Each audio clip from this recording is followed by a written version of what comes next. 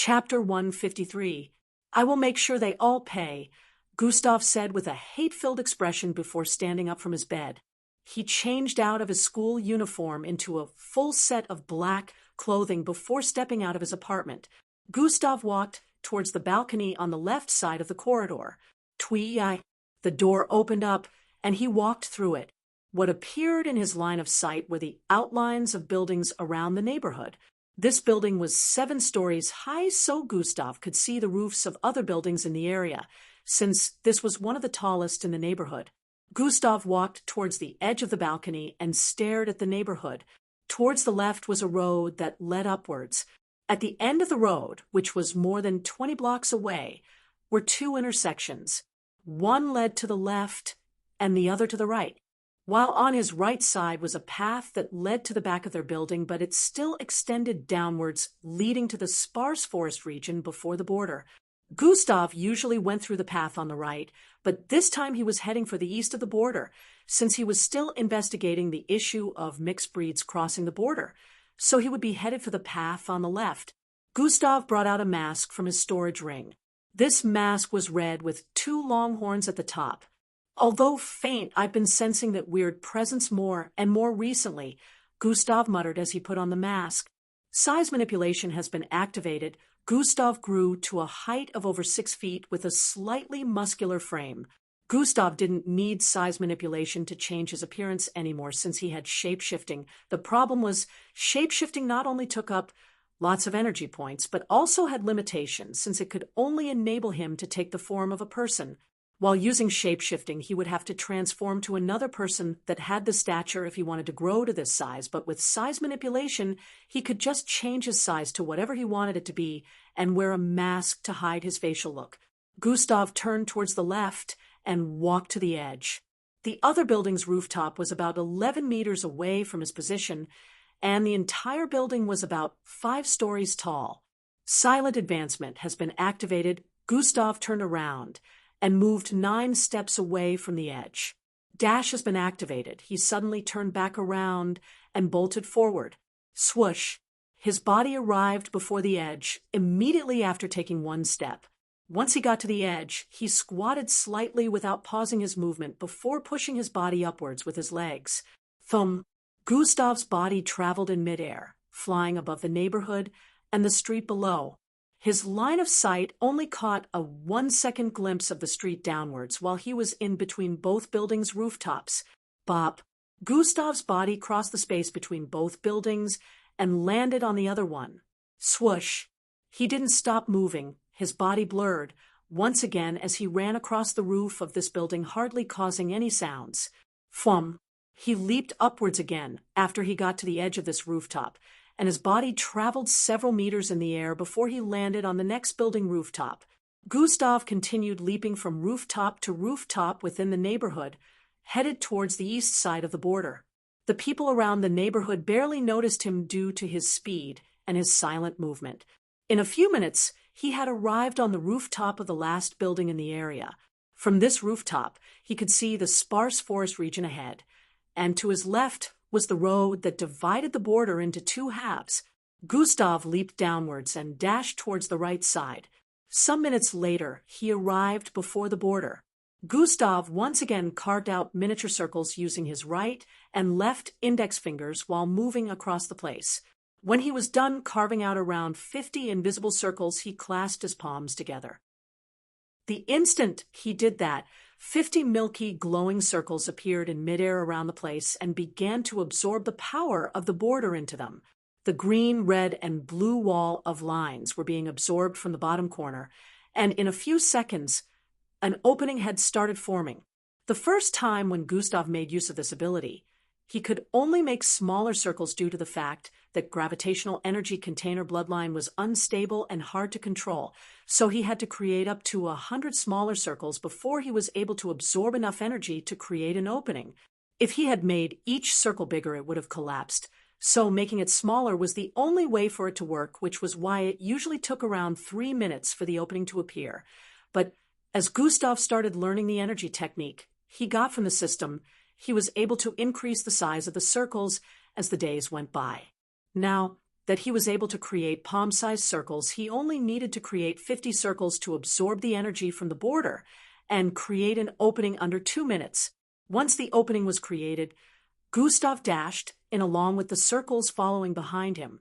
In a few more seconds, the border closed up and the energy balls disappeared, phasing with the space around Gustav.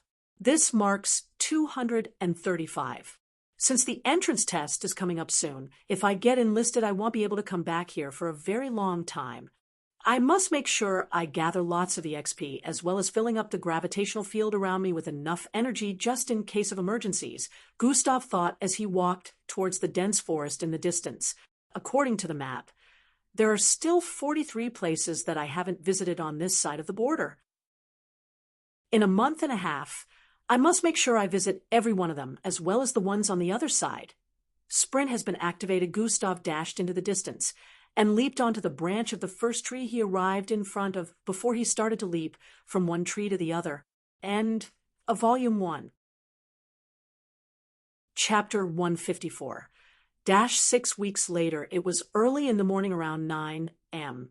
The weather seemed lovely, and the entire city looked very lively. The sun hung on the eastern part of the blue skies, shining down upon the beautiful modern city. The screens on the surfaces of buildings, as well as the ones placed in midair across several parts of Plankton City, all showcased one thing.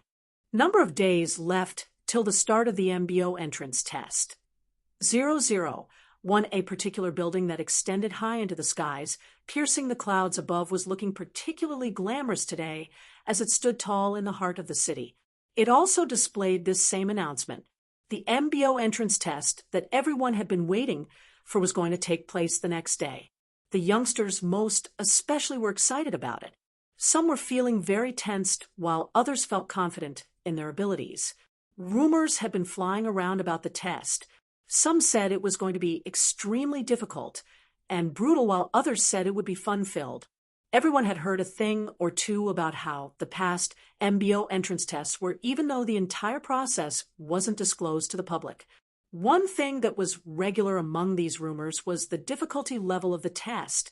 The MBO entrance test took place every 2 years, so everyone was determined to pass it, so as not to spend 2 more years waiting for another chance.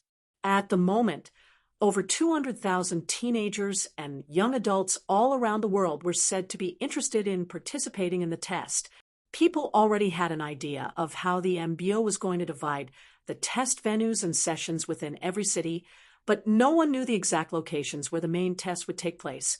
The MBO was pretty secretive with their actions, but whenever they wanted to do things like this, it would become a public topic. In every mixed blood household, there was at least one mixed blood interested in joining the MBO, so it was bound to be packed. In a luxurious household, a young boy in dark green long hair, who looked no older than 17, stood with his back slightly lowered in front of a man sitting on a chair within the living room. The atmosphere was a bit tense, as the man in a sitting position held onto a small black cube. "See, sir, your participation badge has been sent by the MBO. I hope you're prepared for tomorrow." The man spoke with a solemn look. "Yes, father, I am perfectly ready," the teenage boy replied. "You had better be. You have already shamed me by failing the special test. You had better not disappoint me this time." The man spoke with a very powerful voice, causing the surroundings to vibrate. The boy flinched back a bit before replying. "Yes, father, I won't disappoint you this time," he said in a fidgety manner. In another luxurious household, a scene similar to the one previously was playing out, but the atmosphere here wasn't as tense. Instead, it was the opposite. "Baby, you know father loves you. Tread softly." A man with white hair and golden locks behind sat on the sofa while holding onto the hands of a girl who was seated beside him. The girl had a lowly-like face with indigo-colored hair. "Ah, I know that already, Papa." "Humph," the girl replied with a disgruntled expression. "Ha ha ha, don't beat anyone half to death this time. Remember you failed the special test because of your temper," the man said with a burst of laughter. "Humph, they better know their place," she replied with a pout. In another household that seemed more humble compared to the other two, A teenage boy was on his knees in front of his mother. They were both dark-skinned, and the boy had bushy afro-styled hair with a handsome look. "Mother, give me your blessings," the boy said while displaying a wide set of white teeth. His smile looked extremely charming with his caramel-colored skin. His mother returned his smile with a beautiful smile of her own. She bowed her head slightly and kissed him on his forehead. "My boy, I believe you can do it," she said after withdrawing from him. "Hey, raise your badge," she added while extending a black cube towards him. The boy reached out both his palms, and she placed the cube on it. Similar scenes played out across the world with slight differences in execution. Everyone participating in the MBO entrance test had badges of participation sent to their homes. Without these badges, they wouldn't be able to access the tall MBO building in the heart of the city. Clang, clang, clang. In a small space surrounded by wooden white walls, a battle was going on between two people. A teenage boy and a young lady clashed repeatedly with different weapons in their grasps. They were both dressed in yukatas, and as they jumped around the place, their outfits bloated due to their speed and made small flapping sounds. Their bodies blurred due to their fast movements, and small winds were also generated. Good thing you're able to contain your attacks to a particular range. Now, instead of spreading destruction to the surroundings, a female voice was heard as both figures blurred across the place. "It's all thanks to you, Miss Amy," a light male voice replied. Bang! A loud collision was made, and both figures slid backward, separating from each other. The boy slid back by 17 feet, while the young lady slid back by 3 feet. Both of them straightened their bodies and stared at each other with a light smile displayed on their faces. In both their hand were purple metallic poles with pointy tips. "Good job. You're able to measure to 1/10 of my strength now." The female, who happened to be Miss Amy, was the first to speak up. "Even though it's just 1/10, I'm glad," the boy, who was obviously Gustav, replied. "You've really grown in these past 6 months," Miss Amy said while walking towards Gustav. "A truly unbelievable amount of growth," she added. Gustav at this point was around 59 in height. He was now taller than Miss Amy, with a slightly buffer look. "It's all thanks to Miss Amy," Gustav replied while staring into Miss Amy's eyes with a smile. "No, it's all due to your hard work and mysterious power, which you never revealed to me," Miss Amy said, while placing her right palm on his chest while staring back into his eyes. "Do you plan on keeping the secret from your mentor forever?" Chapter 155. Do you plan on keeping the secret from your mentor forever? Miss Amy asked. Gustav's face still had the smile on even after hearing her question. He continued staring at her with a calm look while responding, "But Miss Amy already knows that I can copy the appearance of whoever I wish to." Miss Amy was very shocked when she found out about this. About 1 month ago, because she had always believed that Gustav's original bloodline wasn't useless like everyone said.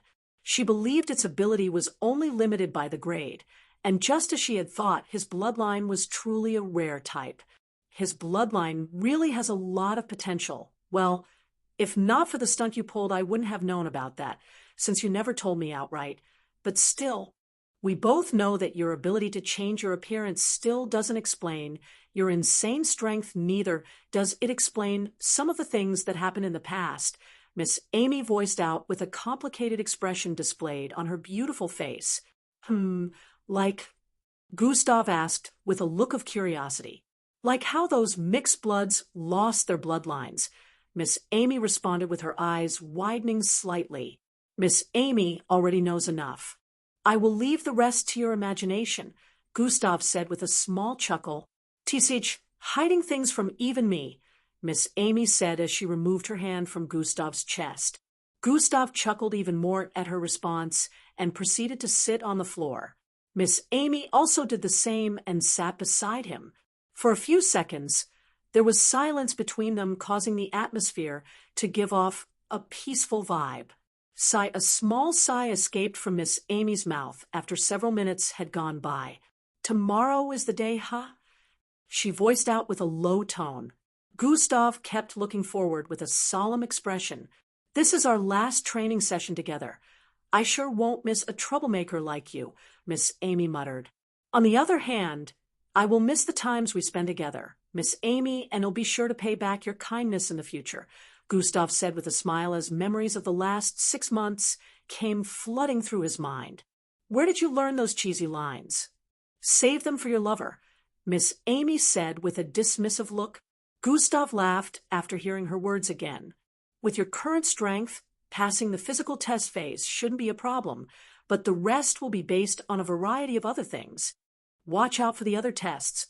The main test will be a combination of 5 things. Miss Amy paused before turning her face to stare at Gustav while raising her index finger. Bloodline, prowess, intelligence, wisdom, and mental capability. Miss finished raising her 5 fingers and placed her hand down after listing out those things. Bloodline will always be the #1 requirement because the MBO believes that even without intelligence or the rest of the other qualities, a mixed blood with a high-grade bloodline can still be trained to achieve greatness, Miss Amy explained with slightly furrowed eyebrows. From what I remember, your bloodline used to be below F grade, but it has undergone some changes within this past 6 months. We can only hope for it to be as high as C grade because if not, passing the test would be a problem, Miss Amy said with a look of worry. Unless I get involved, which would cause some suspicions, Miss Amy could already sense that Gustav's bloodline was no longer below F grade. Anyone with a brain would be able to tell after seeing the change his original bloodline had undergone. Gustav wanted to assure Miss Amy that he met the bloodline requirement, but if he did, he would practically be admitting the fact that he was aware of his bloodline increasing in grade, which would arouse suspicion since the only known way of figuring out your bloodline grade was by undergoing the examination in a lab. Gustav didn't want to risk the system being exposed, even till now. Let's hope the examiners are a little lenient, even though my bloodline doesn't qualify, Gustav said in response, even though he knew this was impossible. Ha ha ha, those old foogies, that's impossible. But don't worry. I believe in you, Gustav, Miss concluded with a smile. Gustav smiled back. At the very least, I can't betray her expectations of me, he said internally with a resolute look. Have you gotten your participation badge? Miss Amy asked. Participation badge? Gustav voiced out with a clueless look. Miss Amy explained to him that it was something received by young adults all over the world participating in the test. That's the only way you can be allowed entry into the tower. Miss Amy concluded her explanation with this. Oh, that tower. Gustav's eyes shone a bit of excitement after hearing that. I finally get to enter. The MBO space/underground tower 007 is where the registration will take place. And it's also where kids from this city interested in joining the MBO will be addressed by the higher-ups, Miss Amy explained. Oh, I see. How do I get my badge then? Gustav asked. It will be sent to your home by the MBO themselves. Although they don't send it to everyone, you will definitely have received it, Miss Amy assured Gustav. Gustav's mind became calm after hearing that. It should be home by now then, Gustav thought. Gustav, it's time for you to show them what you're capable of. Are you up to the task? Miss Amy asked with a smirk. H&M. Gustav nodded in response with a look of resolve, but then he remembered something. Will Miss Amy be picking another student from the school to train after I get in? Gustav asked. Miss Amy extended her right hand towards Gustav's forehead upon hearing his question. Flick. She flicked his forehead lightly. Ow! Gustav held his forehead with a look of pain. Even though she barely put strength into her finger when she flicked his forehead, it still hurt. There can only be one Gustav. No other student is interesting enough for me to spend so much time with, she said with a smirk. Chapter 156. I doubt anyone besides me would be able to take your bullying either, Gustav replied while faking a look of annoyance. Ha ha ha, ha ha. Both of them burst into laughter after that exchange for several seconds before stopping. Silence reigned for many seconds as they stared at nothing with smiles on their faces while reminiscing. Gustav, I will be resigning from teaching." Miss Amy finally broke the silence. Gustav was not surprised by her declaration, but he still asked why. "Due to your discovery within the border. I have to finish investigating that issue, so I will be traveling to another city 2 weeks from now," Miss Amy said with a solemn look. Gustav stared at her with a contemplative expression. He was quite speechless and didn't know how to respond. "Don't worry, we'll meet again in the future. Don't forget that I still have to receive my compensation." "Hee hee," Miss Amy laughed lightly after speaking. Gustav couldn't help but smile back. This was the very first time he was seeing Miss Amy show so many emotions in an hour. What Gustav didn't know was Miss Amy smiled more in the last 6 months than she ever did in the last 6 years. She never shone such in classes or around anyone else he knew besides him. So even though she kept mentioning compensations, Gustav knew that she truly cared for him, and he was very grateful for that. "So, Miss Amy, which city will you be headed to?" Gustav asked with a curious gaze. An hour later, Gustav had arrived in his apartment. Today's events played out in his mind, and he couldn't help but look very focused at the moment. "Oh," Miss Amy mentioned the badge. Gustav remembered this and stood up from his bed before he started checking around his apartment for the badge. Miss Amy already described its appearance to him and assured him that his apartment security protocols couldn't stop the cube from finding its way in so long as it was sent by the MBO. Gustav looked around for over 30 minutes, but he couldn't find anything like what Miss Amy had described to him. Even though he knew he had checked properly while also making use of his abilities, Gustav still decided to search the entire apartment once again, and this time it took him 30 minutes. After he finished doing that, he sat on his bed with a dumbfounded and defeated expression.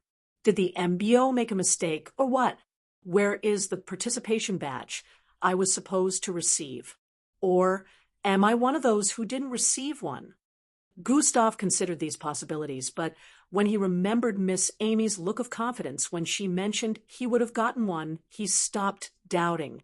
Gustav's mind wandered to various things and possible reasons as to why he couldn't find it in his apartment. Fill your name, address, and other details on the collection form if you are interested in participating in the test. Remember, you cannot participate if you are not a Zulu-ranked mixed blood by then. Gustav's mind went back to the time when the MBO inspectors visited their school. "That's it," he voiced out with a look of realization. "Looks like he'll have to visit that place," Gustav said with a slight frown. When he filled in his information on the collection form 6 months back, he hadn't rented this apartment, yet so he filled in the address of his parents' house. Gustav guessed that the cube must have been sent to his former household. "If I'm going to visit them, I might as well get it done before nightfall," Gustav muttered, and stood up to change his clothes. After a few minutes had gone by, Gustav left his apartment and headed towards the nearest bus station. Just as he left the building, Angie came out of her apartment and headed to his. Calm. "Hey, Gustav, are you there?" She raised her voice while knocking on his door. 10 minutes later, Gustav arrived in his old neighborhood. He stared at the familiar bungalow-type houses within the vicinity. He kept walking on the side of the road while looking around, checking for differences, but he soon lost interest when he didn't notice anything. His appearance didn't garner ridiculing glances, as it used to in the past, because the people moving around the neighborhood couldn't even recognize him. He had changed quite a lot in that past 6 months. He was close to being 6 feet tall now, with a buff build, charming looks, and smooth blonde hair. Even his manner of walking had a lot of elegance mixed in. He had a very straight and confident look, unlike before, when he was always looking timid. Gustav arrived in front of the butter-colored bungalow building he lived in for 17 straight years, and memories began flooding in once again. He had an expressionless look as he arrived in front of the door and knocked gently. Calm. "Darling, please get the door. I'm still busy with this." A familiar feminine voice drifted into Gustav's ears from inside. Darling? Gustav remembered that his mother only said that word when a person was around. Click. The The door made a clicking sound and shifted to the side. Ha! Oh!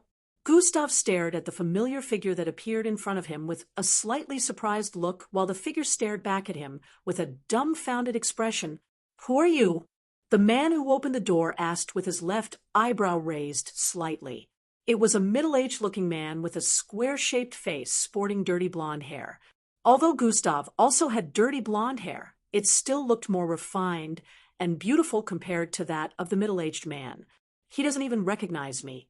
Gustav smiled as this thought came to his mind. I guess this is all for the best, then. I don't need any senseless banter. Gustav changed the tone of his voice, making it deep before speaking. I am participating in the MBO entrance test. I seem to have sent the wrong address to the MBO, so my participation badge ended up here. I'm coming to get it, Gustav said with a polite look. Oh, you mean that? The man asked while pointing towards the shelf area inside the apartment.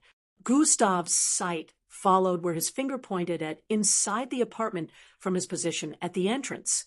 He saw a black cube floating above the shelf on the other side of the living room. Chapter 157. From his position at the entrance, Gustav's sight followed where the man's finger pointed to inside the apartment. He saw a black cube floating above the shelf on the other side of the living room. Oh, thank you, Gustav said, and walked in while the man moved towards the side. Gustav walked into his former abode and looked around the place. He noticed that neither his brother nor his mother was in the living room, which gave him a sense of relief. He really didn't mind meeting them, but he would rather not spend an extra second than he was supposed to in here. If the cube is yours, it should react to your presence. The man spoke from behind while staring at Gustav's back. Gustav arrived in front of the shelf, and just as he said, the cube flew towards him and landed on his palm. I will now take my leave. Gustav turned around to head out, but he was blocked by the man. My son is also participating in the MBO entrance test. I want him to have allies with high-graded bloodlines such as yourself. The man voiced out with a pleading look while staring at Gustav. Gustav stared back at him with an expressionless look. I'm sorry, mister. I can't be allied with your son, he said while moving towards the left and passing by the man's side. But why? I just showed you kindness by letting you into my home, and you want to repay me with this ungrateful attitude. He voiced out loudly. Gustav paused before he got to the door and slightly turned his head towards the side.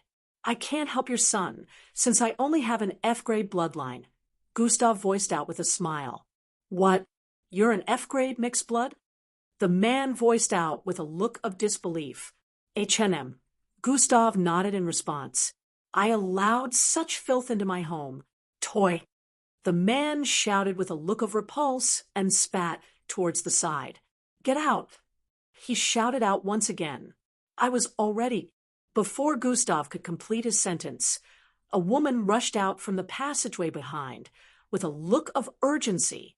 She looked to be in her early 40s, sporting long brown hair. She bore an uncanny facial resemblance to Gustav. Even though Gustav looked a lot different from how he used to be, they still had similar facial looks, which was noticeable if one looked closely enough. What's wrong, honey? She said. Immediately she arrived before the man and held onto his shoulder. Look at this F-grade filth that walked into our home, the man shouted while pointing at Gustav. What? An F? The woman who was obviously Gustav's mother was speaking when she noticed the face of Gustav, which was slightly turned towards their direction. You, she said with widened eyes. What's wrong? The man beside her, who happened to be her husband, as well as Gustav's birth father, asked when he noticed the weird look on his wife's face. Gustav, she voiced out with a look of disbelief. The father exclaimed with shock before turning to stare at Gustav. His eyes widened as he finally noticed the resemblance between the boy and his wife. He stared at Gustav from head to toe and from toe to head several times. The look of disbelief was so obvious on his face. What's with that confident look and expression? What? How? Did he change so much? Gustav's father couldn't help but ask with his eyes nearly popping out of their sockets. The last time his father visited the house was around 8 months ago, so he couldn't understand how such a tremendous change could occur in less than a year. It made no sense to him, no matter how much he thought about it. But you said he was dead, the father said while pushing his wife's arms away from his shoulders. Honey, I. She stuttered repeatedly while trying to reply. Gustav snorted and turned around to leave. Gustav, hold on. This isn't what you think. You're our precious soon, too. You have to look after your brother in the MBO, the mother said frantically. The father was once again dumbfounded by her statement and wondered where this was coming from. Gustav paused his steps again and turned around to stare at her. I'm just an F grade, though. How can I be your precious son or watch over your truly beloved son? Gustav asked. Come on, son. Don't be like that. I know that with your teacher entering into the MBO should be an easy task when you watch over your little brother. Endrik, she said with a loving gaze while staring in Gustav's direction. What a shameless woman, Gustav said internally before turning around. She's no longer my teacher, and I have to pass the test before getting in, Gustav stated just as he got to the door. Oh, is that so? The look on his mother's face suddenly changed into that of disgust. I knew you would never be able to keep such a high-class person as your teacher. Useless will always be useless, she voiced out with a repressed look. The father stared at them from the side in silence, since he was unable to keep up with the conversation. Don't think you're better than my lovely son. He will defeat you in the camp. Yes, he has already left home for the tower as a special candidate. He won't be joining the likes of you for the test, she added with a crazed look. Gustav opened the door. His face was still as expressionless as ever. He couldn't even be bothered to banter with her. I have been lenient twice. The next time your son crosses path with me, bearing foolish intentions, I will destroy him, Gustav said with such a cold tone that even his parents shivered after hearing his words. Bang! Before they could regain their composure, Gustav had already left the apartment. What was that? I sensed the energy of a serial ranked from him. What is going on? Chapter 158. What was that? I sensed the energy of a serial ranked from him. What is going on? The father asked with a confused look while staring at his wife. Serial ranked? You must be mistaken, she responded with a look of disbelief. She couldn't even begin to imagine Gustav's strength being up to that level. Endrik is only a step 4 Zulu ranked now. There's no way that an F grade would already be serial ranked. Minutes later, Gustav arrived back at his apartment. He already had a feeling that some kind of drama would have happened once he went back there, so he wasn't too surprised. He decided to tone down his replies so he wouldn't have to spend more time than he wanted to in that sickening household. One thing he was happy about was the fact that his parents hadn't changed, and he guessed that Endrik hadn't changed either. He hadn't forgotten about what he went through in that household, but he was still feeling grateful that he at least had a roof to stay under during those years, which was why he never thought of really dealing with them. Now, he felt they had made use of the leniency points they had left with him, so he decided that the next time anyone from that household tried anything foolish, he would do to them as he had done to the others in the past. Since I was able to cause so many problems for the biggest school in the city, dealing with a small family is nothing. Gustav chuckled lightly and took off his red jacket before sitting on his reading chair. He brought out the black cube from his storage device. Swum. Immediately after he grabbed the cube, rays of light suddenly erupted from it. Time of registration: 8:00 a.m. Venue. MBO Tober. Gustav stared at the information that appeared within the flash of bright light. In about 3 seconds the light dimmed, and the cube dissolved into Gustav's palm. Ha! Gustav was surprised by the sudden development. Miss Amy didn't tell him that this was going to happen.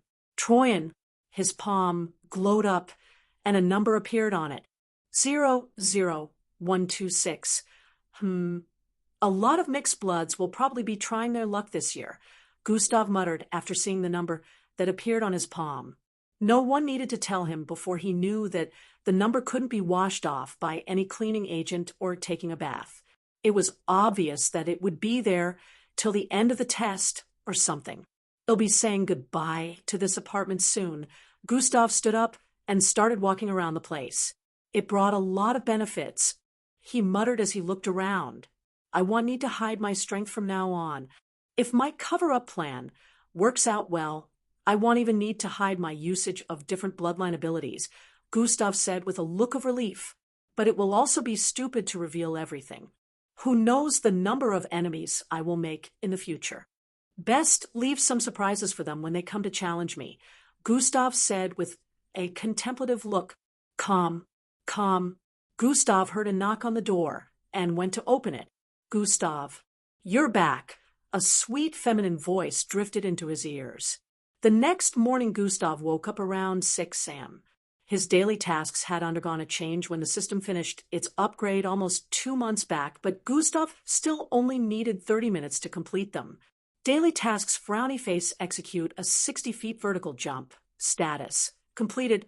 Run around your neighborhood 70 times in a span of 30 minutes. Status: completed. Do 900 push-ups. Status: completed. Difficulty level: C. Rewards: frowny face plus 200 EXP, plus 1 vitality, plus 1 endurance. Gustav stared at the rewards after completing today's task and nodded with a look of gratification before heading back to his apartment.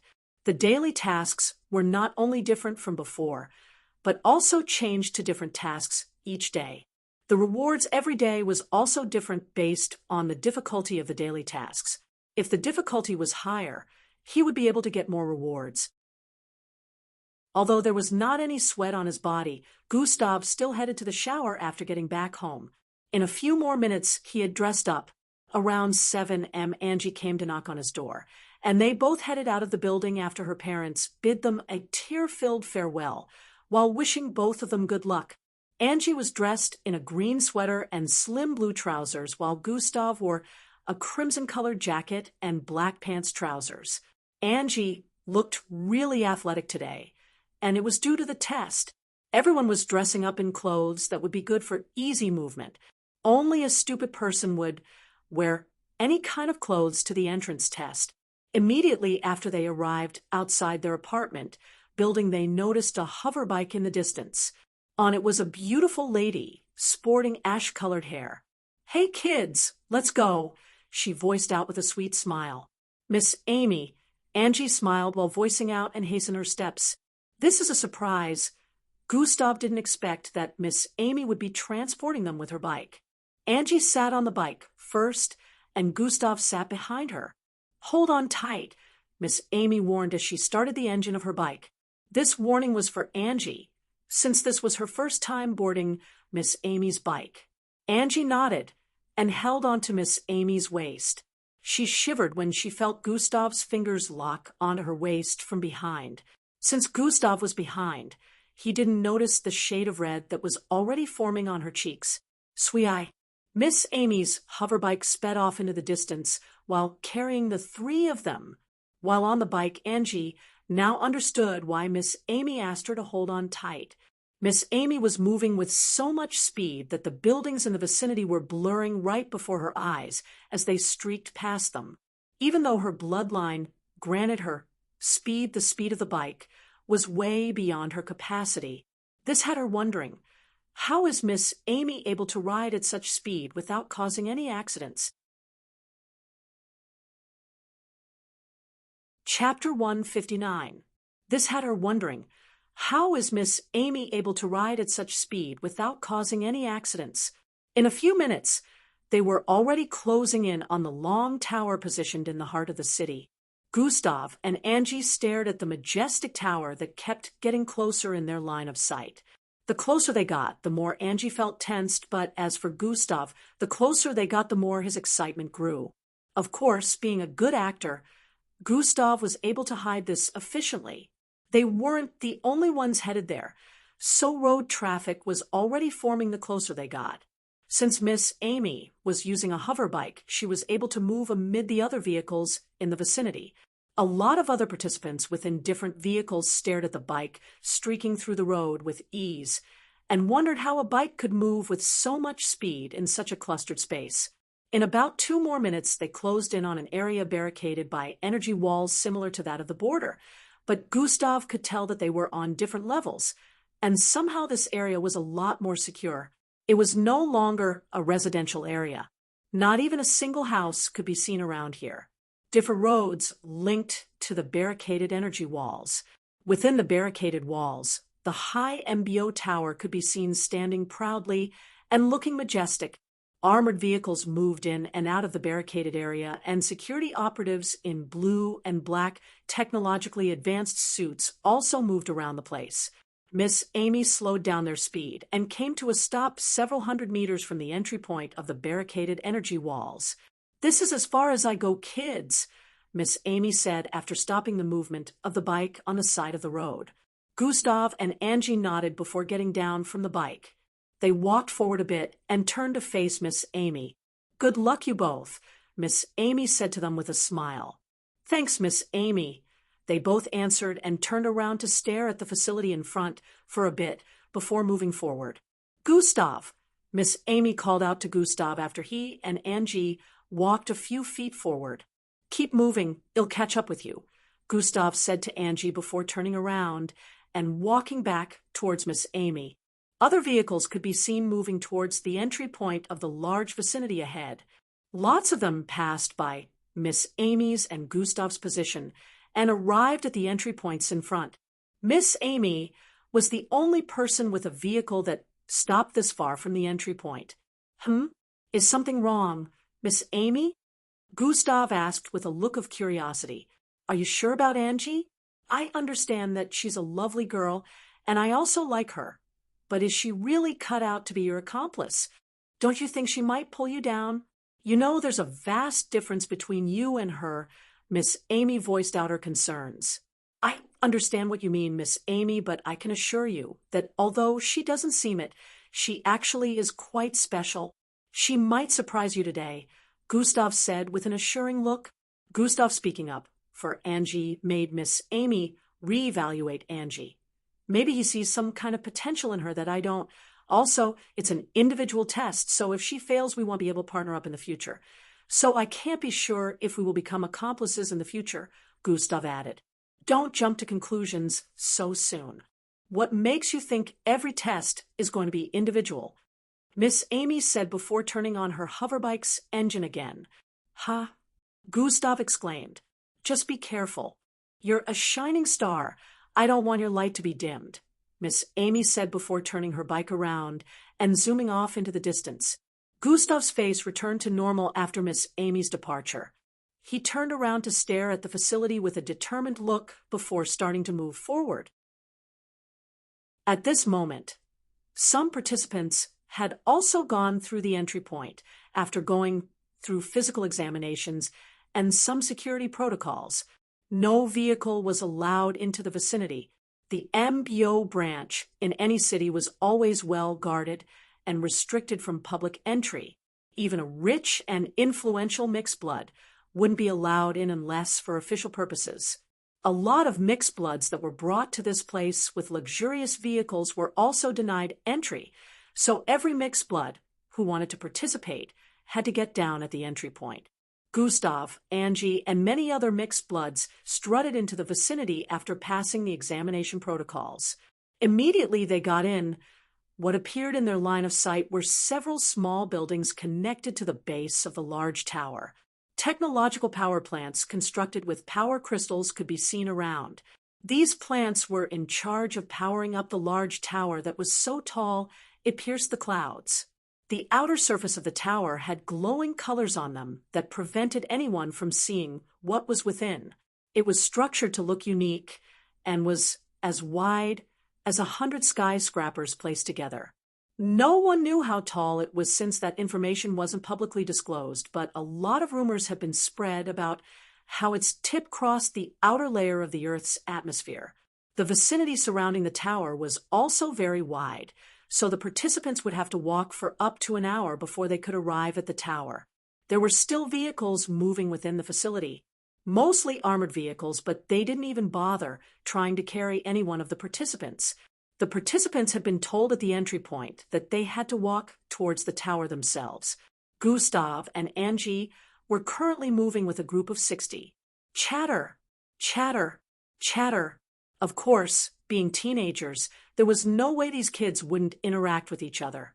Although a lot of them were tensed and didn't interact with anyone, the rest weren't bothered. Chapter 160. Gustav remained focused and stared at the building ahead while activating God's eyes. God Eyes has been activated. Gustav's eyes zoomed in on the building. So many energy points for a single building. Even God Eyes are having a hard time calculating it. In Gustav's line of sight, the base of the building had a stable yellowish with green energy flow, but the energy points kept increasing in number. 798, 932, 534, 678, 002. This was the highest energy count Gustav had seen while making use of God's eyes. Yet it still kept increasing. Gustav's sight started traveling upwards from the base of the MBO tower. Even though God Eyes had improved over the past weeks, it was still impossible for him to see the top of a building that was more than 10,000 meters in height. Gustav was intrigued even more. Just as he started retracting his vision, he noticed something along the road that led to the base of the tower about 100 feet away from their current position. What's going on? Gustav wondered with a curious look. He was currently walking in the middle of the crowd, so he wanted to move further ahead to check on what he noticed. However, before he could, something happened. Boom, boom, boom. The ground was suddenly blasted open toward the east, west, and north. Kaya! The participants were caught unawares, and about 13 of them started falling into the wide holes. The cracks continued to widen across the ground, and more of them kept falling into the holes. Mixed bloods with fast reaction time quickly activated their bloodlines and leaped out of the coverage area of the crumbling ground. Gustav leaped about 30 feet forward, while Angie dashed forward with speed along with several other mixed bloods. Ruckus! Ruckus! Ruckus! When everyone had escaped the range of the crumbling grounds, they started looking around in confusion, while voicing out their suspicions and concerns. Behind them was a 300 feet wide hole created from the combination of 3 holes. They were so deep that the bottom couldn't be seen. This frightened everyone.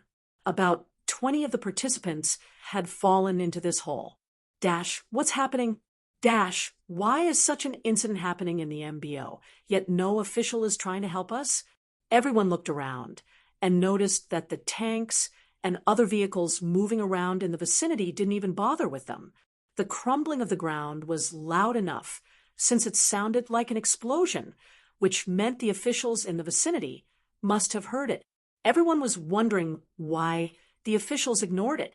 Krakem, Krakem, Krakem. Just as the participants were still voicing out their confusion, the wide hole suddenly started mending itself. Broken pieces of the ground started joining together and creating more. In a few seconds, the ground had gone back to its initial look. Everyone was surprised to see this happening and wondered what was going on. Angie, let's keep moving, Gustav said to Angie, who was also gobsmacked by the current development. Angie exclaimed, but Gustav didn't mention anything else before moving forward. Angie quickly followed him from behind. Hey, you still want to keep going after seeing what just happened? What if the ground collapses again? A boy with a silver-colored forehead called out to them with a worried look. You want to stay here? Gustav asked without turning around. His question brought everyone back to reality. They couldn't get to the tower without walking.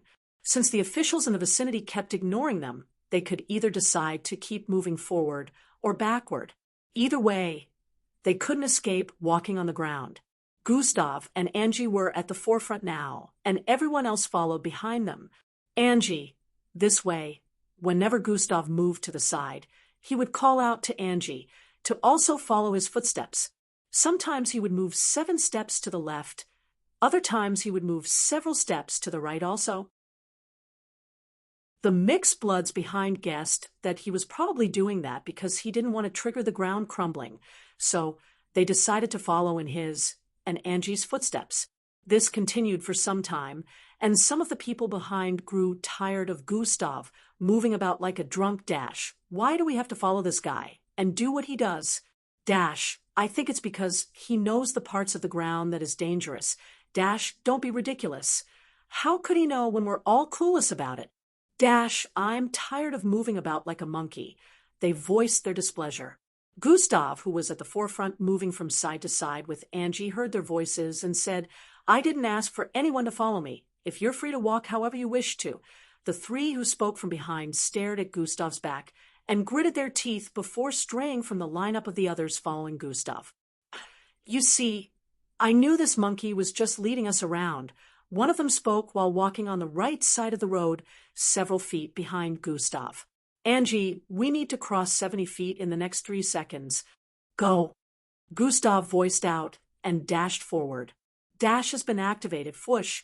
Angie heard that and reacted instantaneously by dashing out after him. The mixed bloods behind them wondered why they suddenly sped up, but once Gustav and Angie traveled more than 70 feet forward, loud explosions rocked the grounds again. Boom, boom, boom, boom, boom, boom. 6 different parts of the ground blasted open this time. The smile on the face of the mixed blood, who spoke earlier, froze as his body started falling into the first hole when the ground beneath his legs disappeared. The other 3 that agreed with him also started falling into the same hole. As the holes on the ground kept expanding, more and more mixed bloods fell into them, but others that were a bit farther from those 3 were able to react in time and activate their bloodlines before distancing themselves from the grounds that were caving in. Gustav and Angie had already crossed the area of effect, so they weren't affected. Gustav turned around with Angie, and they both stared at the holes that kept expanding with a contemplative look.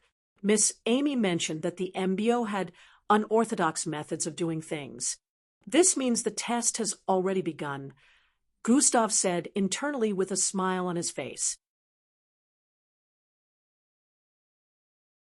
Chapter 161. This means the test has already begun, Gustav said before turning around. Let's go, Angie, Gustav said and started walking forward again. Angie quickly caught up to him, since she didn't want to be left behind.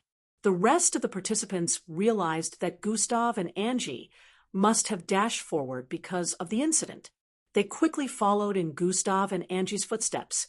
At that moment, over 30 of the participants had fallen in. About 33 of them were left. In a few seconds, the ground behind mended itself and closed up again. Gustav and Angie practically led the crowd behind them, sometimes moving in a zigzag-like pattern. The talkative mixed bloods had already shut their mouths. They were now feeling tensed as they struggled to follow Gustav and Angie's every step. Floor 617, watch room. Inside a vast room filled with screens and computer-like technology devices. About 50 people were in sitting positions tapping onto holographic keyboards. The holographic screens in the room were split into smaller screens that showed different places. The places displayed on the holographic screens were the different angles of the facility. Footages of different places around the tower were being displayed on the screens, and young people could be seen walking on every road that led to the tower. A young-looking man dressed in an orange military-like jacket with black stripes stood behind the large screens with his hands locked behind his back. He had long, flowing yellow hair that reached his lower back. "How many batches have come in so far?" he asked with an authoritative look. "About 6 of them, sire." Each batch originally had about 40 to 60 mixed bloods, bringing the total number of mixed bloods to around 300. However, only around 60 of the participants managed to make it to the base of the tower. One of the people tapping on the holographic keys spoke from behind him. "Good. The man replied while his sight moved to observe the different spots displayed on the screens. He noticed something and paused his sight on the top right corner of the screen. This batch seems to have the highest regained number of participants, he muttered with an intrigued look. On this particular screen, the participants were about 30 in number, moving speedily towards the base of the tower. On other screens, the number of the participants ranged from 12 to 15, which was why he was intrigued about the number of participants retained in this batch. They seemed to be following that boy over there. His sight closed in on a boy with dirty blonde hair leading the crew. Even though there was a girl with 2 horns following him by the side, it was apparent that the person leading was the boy. The yellow-head man stared at how the boy avoided different spots on the ground while traveling towards the tower. Interesting. Looks like he can see the traps, the man muttered while analyzing the boy's looks. Another promising candidate might have shown up, but it's too early to judge, he said internally. Gustav and the rest were already about 700 feet away from the base of the tower. The other participants following Gustav and Angie for more than 15 minutes now noticed that they had not faced the problematic situations they did in the past. The ground didn't blast open while they followed in his footsteps. They were intrigued about how Gustav was able to pull this off, but they were more concerned with getting to the tower, which was the primary goal. After a few more seconds, they crossed another 100 feet, but immediately they did, Gustav paused his footsteps. The rest behind also paused and stared at Gustav from behind with a look of confusion. Gustav stood there for quite a while with his irises glowing scarlet and green.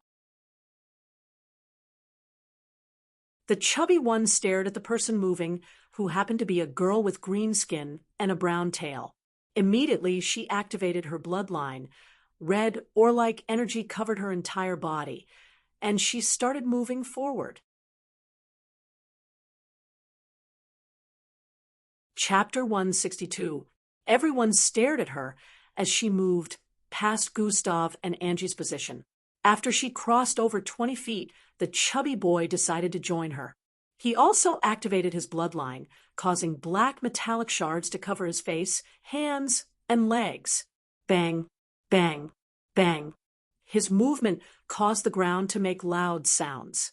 He caught up to the girl, and they kept on moving forward together. Seeing the way they weren't affected, everyone joined them, running forward and leaving Gustav and Angie behind. Immediately, the two at the front crossed about 70 feet. Silver-colored cannons suddenly sprouted from the ground. Swan, swan, swan. About 17 cannons with 2 or 3 mini-cannons sprouted out in less than 5 seconds, shooting blue beams towards the participants. Bing, bing, bing, bing.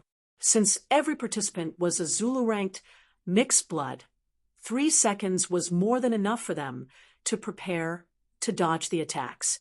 However, immediately they tried to move their body. A strange pressure suddenly descended upon the vicinity. Thump! Everyone suddenly felt the weight of their bodies increase by 2. Due to this sudden change, a lot of mixed bloods were not able to move their body fast enough and were hit by the beams. Bam, bam, bam, bam. About 7 people were hit in one go. Immediately a beam slammed into a person, they'd pass out. Once their body collided with the ground, it would open up and their bodies would fall into the opening. The chubby boy was among the first to be blasted into the ground below. The girl, who had a red ore-like covering on her body, could still move about unhindered by the sudden change in the gravitational force. Sway, swee-eye. She dodged the cannons and dashed forward. She formed a 2-meter-long sickle made of red energy and swung it towards the cannon in front of her. Shwai. The cannon was smoothly divided in 2. Bang, bang, bang, bang. More participants were still being shot down. Nevertheless, some of the mixed bloods used others as coverings to prevent beams from touching them. They also attacked the cannons even though their speed was decreased significantly. In a few minutes, the 17 cannons had been destroyed. However, only 21 participants were left. After all the cannons were destroyed, the gravitational force returned back to normal. "Let's go, Angie," Gustav said, and proceeded to stand up. Angie was still amazed by what she had just witnessed. He wanted to use them as cannon fodder. Was that why he chose to remain here? Thinking about it made chills run down her spine. Gustav never explained the reason for most of his actions, so she was left to speculate. She was partially right with her thinking. Since Gustav had a bloodline related to gravity, he already sensed that something weird up ahead. The cannons underneath the ground were barricaded by something that prevented Gustav's eyes from seeing through it. Despite the camouflage, he still sensed that it might be a bit dangerous. Gustav didn't want to reveal his strength this early, which was the main reason for his actions earlier.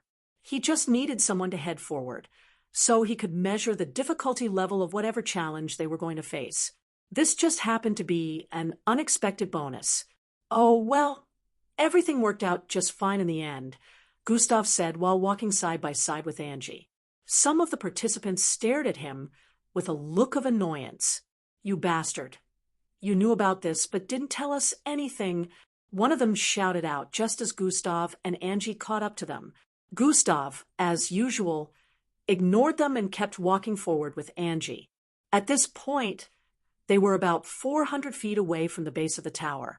They could now see the other participants heading towards the base of the tower from the different roads leading to it. As they closed in on the base of the tower, Gustav noticed that no doors were available. There was practically no entry point to get into the MBO tower. Gustav sensed something and quickly moved towards the right. He felt an invisible force brush past his face. Bang! The invisible force slammed into the face of the person beside him. "Kaya!" Blood burst out of his face as he screamed in pain while being sent flying back by 40 feet. Bang! Bang! Bang! 3 other participants also had their bodies blasted backwards by invisible forces. "Kairar! Kairar!" Screams reverberated across the vicinity as the mixed bloods once again engaged forces that they couldn't see with their eyes. Swerve! Swerve! Swerve! Gustav swerved sideways repeatedly like he was dancing. Angie also did the same while dashing forward.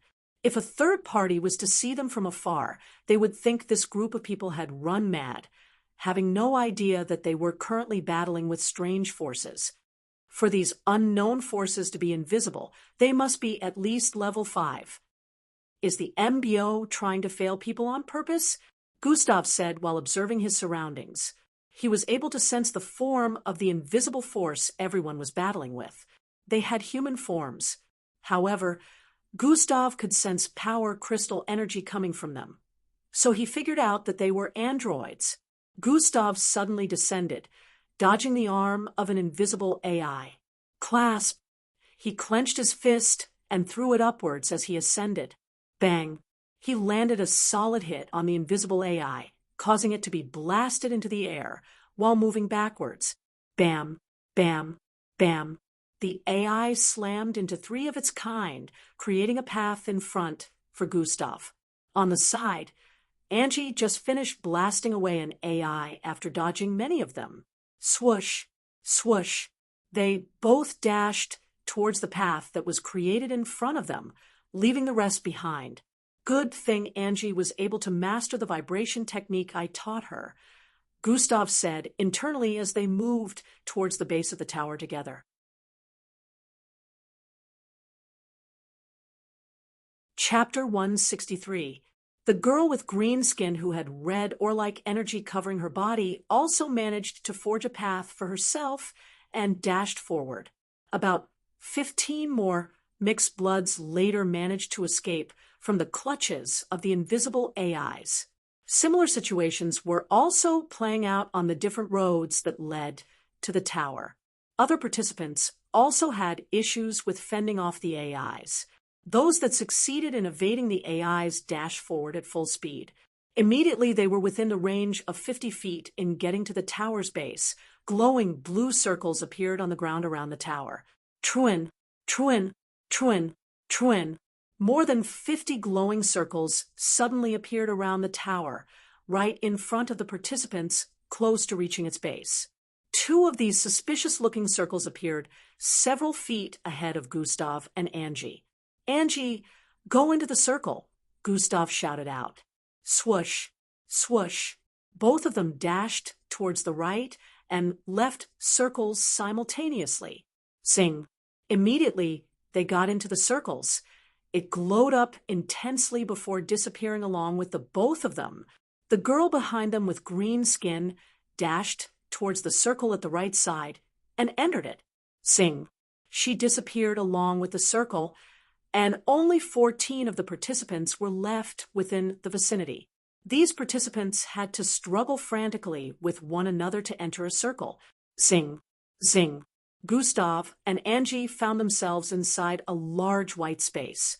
The ground, walls, and ceiling were colored white. The space was so large that the size could be compared to a large street. Both of them appeared on the south right corner of the space, and ahead of them, they could see several people seated. The seats were positioned in a circular format, and there happened to be a vast space in between. These were participants that had also been teleported here. They were about 60 of them, and they all had tense-looking faces. Even after seeing Gustav and Angie, they only stared for a few seconds before ignoring them. Gustav and Angie walked forward and found somewhere to sit. While they waited, other participants started appearing one after the other on the same spot they arrived. The batch Gustav and Angie were in also arrived after a while. As time passed, more and more participants appeared, and space was getting crowded little by little. "Gustav," Angie called out to him as they waited.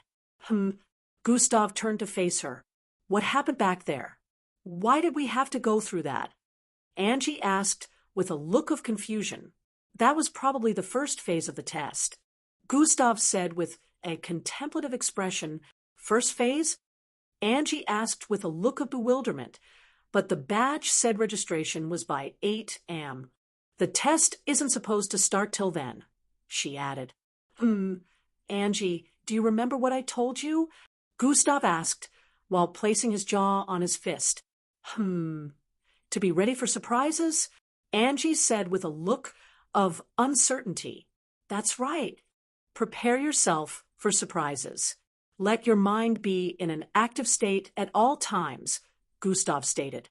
In other words, we have to be alert at all times. On Angie's face, a determined look could be seen as she was in pensive thought. "Ha ha, bunch of useless fools. I don't understand how these idiots couldn't even get into the tower." A tall and slim-looking young participant with spiky orange hair shouted out while laughing. He had just been teleported into the space a while ago. A wide grin was plastered on his face as he placed his hand behind his head and walked towards the rest of the participants. While walking and voicing out his disgust for those who failed to get to the tower, the other participants stared at him with weird looks. "Huh? Why does this place look dead?" he voiced out after noticing their stares. "Toy." He spat out. "Bunch of losers. See how they all look scared," he said as he proceeded to sit beside the green-skinned girl that came from Gustav's batch. "Dash, you bastard. How dare you call us weak? Dash, you're the one who's weak. Loudmouth. Dash, ilk cut that tongue off," some of the participants said. They were provoked by his words and voiced their anger, but he ignored them and put one of his fingers in his left ear. "You don't look like those weaklings," he said with a grin to the girl beside him. Don't talk to me so casually," the green-skinned girl voiced out with a repressed look and proceeded to ignore him. Don't be so prideful, Cass. I acknowledged your strength." He shouted out, go talk to the gutter." "Loudmouth," she replied and stood up. She moved to Gustav and Angie's position few feet towards the left and sat beside Gustav. Do you think you can get rid of me like that?" The participant with spiky orange hair stood up and moved towards them. He sat down beside the girl again, and they started bantering. The space that was silent earlier became noisy due to this too. "Idiots," a new participant with short stature and a cool look said while walking towards the sitting area. He had ackee-colored shoulder-length hair and 2 red lines extending from his forehead to his left eyebrow. He found somewhere to sit and closed his eyes. To sit. The participant with spiky orange hair stared at the person who had just arrived with a wary look. "Timmy, don't think you'll overshadow me in this test." He pointed at the participant that had just arrived while speaking. "You're not even worth standing in my shadow, Ria," Timmy replied. "Humph, we shall see." The participant with spiky orange hair voiced out. More and more participants continued to arrive.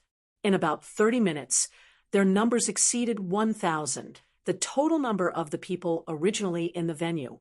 It would seem that the banter between Ria and the green-skinned girl along with the participant that later arrived, Timmy, made the tense atmosphere ease up a little.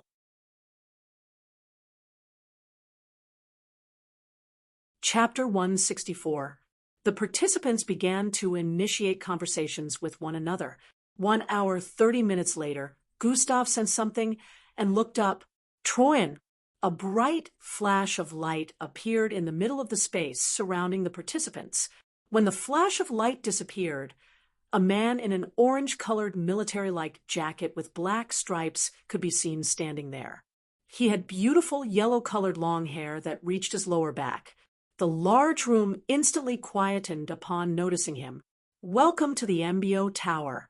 I am Gradius Anatus, the overseer of this batch's participants." The man voiced out with a solemn expression. "You all should know why you're here. The MBO entrance test registration is going to begin in a few minutes. However, before it does, I'd like to say a few things. I'm sure you all are still confused about what happened on your way to the tower," he said with his hands placed behind his back. That was the beginning phase of the MBO entrance test put in place to test the participants' reaction to dangerous and sudden situations. Those that were unable to get to the tower failed the test and have been transported back to the facility. He narrated. Chatter, chatter, chatter. The space became a little noisy after hearing that. The participants now had looks of understanding. Some of them already had a feeling that similar events were about to occur when they noticed that the officials in the vicinity didn't bother to help them when the grounds exploded. Gradius Anatus' words confirmed their suspicions. Expect more surprises during the test. Things will not be as they are said to be, because the only thing that never changes in this world is that things hardly ever go as planned. Those who can fully understand and adapt to that thought process will be able to handle unexpected situations. Only those who are good enough will stand the chance of getting enlisted into the MBO. So, make sure you do your best, he stated with an authoritative tone. Now the registration process shall begin, he voiced out before disappearing along with a flash of light. Tranu, tranu, tranu. The floor in the middle of the room opened up, and several silver rectangular pillars emerged from them. These pillars had 2 palm prints on each of their bodies that glowed blue. Place your hand on the palm to confirm your identity and move on to the next stage. 1 plus plus plus plus plus plus. Why the voice of the man who had just left echoed across the large space. The number of participants in the large space area was close to 2,000. Still, the pillars were only about 20 in number. Lights that formed numbers begin to emit from each pillar. Gradius Anatus once again explained that when a pillar showed the number on their palms, it would be their turn to touch the pillar and confirm their identity. 20 participants stood up from their seating positions and walked towards the pillar after seeing their number. They placed their hands on the palm print, and bright light enveloped them, scanning their body from head to toe. After a few had been selected and their palms had been scanned, the process was completed. The participants who had undergone the process disappeared from their standing position. Contrary to everyone's expectations, names, ranks, and bloodline grades of the participants were not displayed. For some reason, the MBO decided to not disclose this information even though they had it. The participants didn't know that the MBO wanted everyone to partake in the next test blindly, without having any idea of what their fellow participants' strength was. Gustav turned his palm around to face him and stared at the number on it again. 00126. The number of participants in this venue should be at least 10,000. How is it that only about 1,000 made it to this place? Gustav wondered. There are probably other places in the tower where participants were teleported to. After thinking about it for a while, he came to this conclusion. This place is really huge, so I'm sure it will be able to fit the 10,000 people. What could be MBO's reason for this separation? Gustav couldn't help but think the MBO was playing at something again. Although lots of participants had been disqualified during the first phase, they would definitely still be more than 1,000 left, and they could all fit in within this large space, but they were teleported to other places within the tower. Truin, above one of the pillars on the left, the number on Gustav's palm was displayed. One participant was teleported a moment ago from that spot. Angie was still seated, waiting for her number to be shown. When she saw Gustav getting up, she felt a wave of uneasiness and disappointment hit her. She knew a time like this would eventually come, when they would have to be separated during the test. Despite knowing that their separation was coming, she still wasn't happy about it. She could only try to do her possible best to get enlisted, so she could accompany him. Good luck, Gustav, she voiced out with a smile. H&M. Gustav nodded while staring at her. Try your best, Gustav added before moving forward. I will, Angie muttered with a look of determination. Gustav walked majestically towards the second to the last pillar on the left side. His bearing and vibe of confidence, along with his handsome looks, dragged a lot of people's attention towards him, especially the batch he came in with earlier. Some of them still had a grudge against him due to what happened earlier. However, at this moment, they could tell that his bearing wasn't that of an ordinary person. I wonder what grade he is. These were the thoughts of almost every mixed blood in the vicinity. Gustav arrived in front of the pillar and stretched out his hand to touch it. Truin, lights reflected from the pillar and scanned his entire figure. In a few seconds, he disappeared from his spot. Zing. Gustav's eyes regained its clarity after the blinding light disappeared, and he found himself in a different place.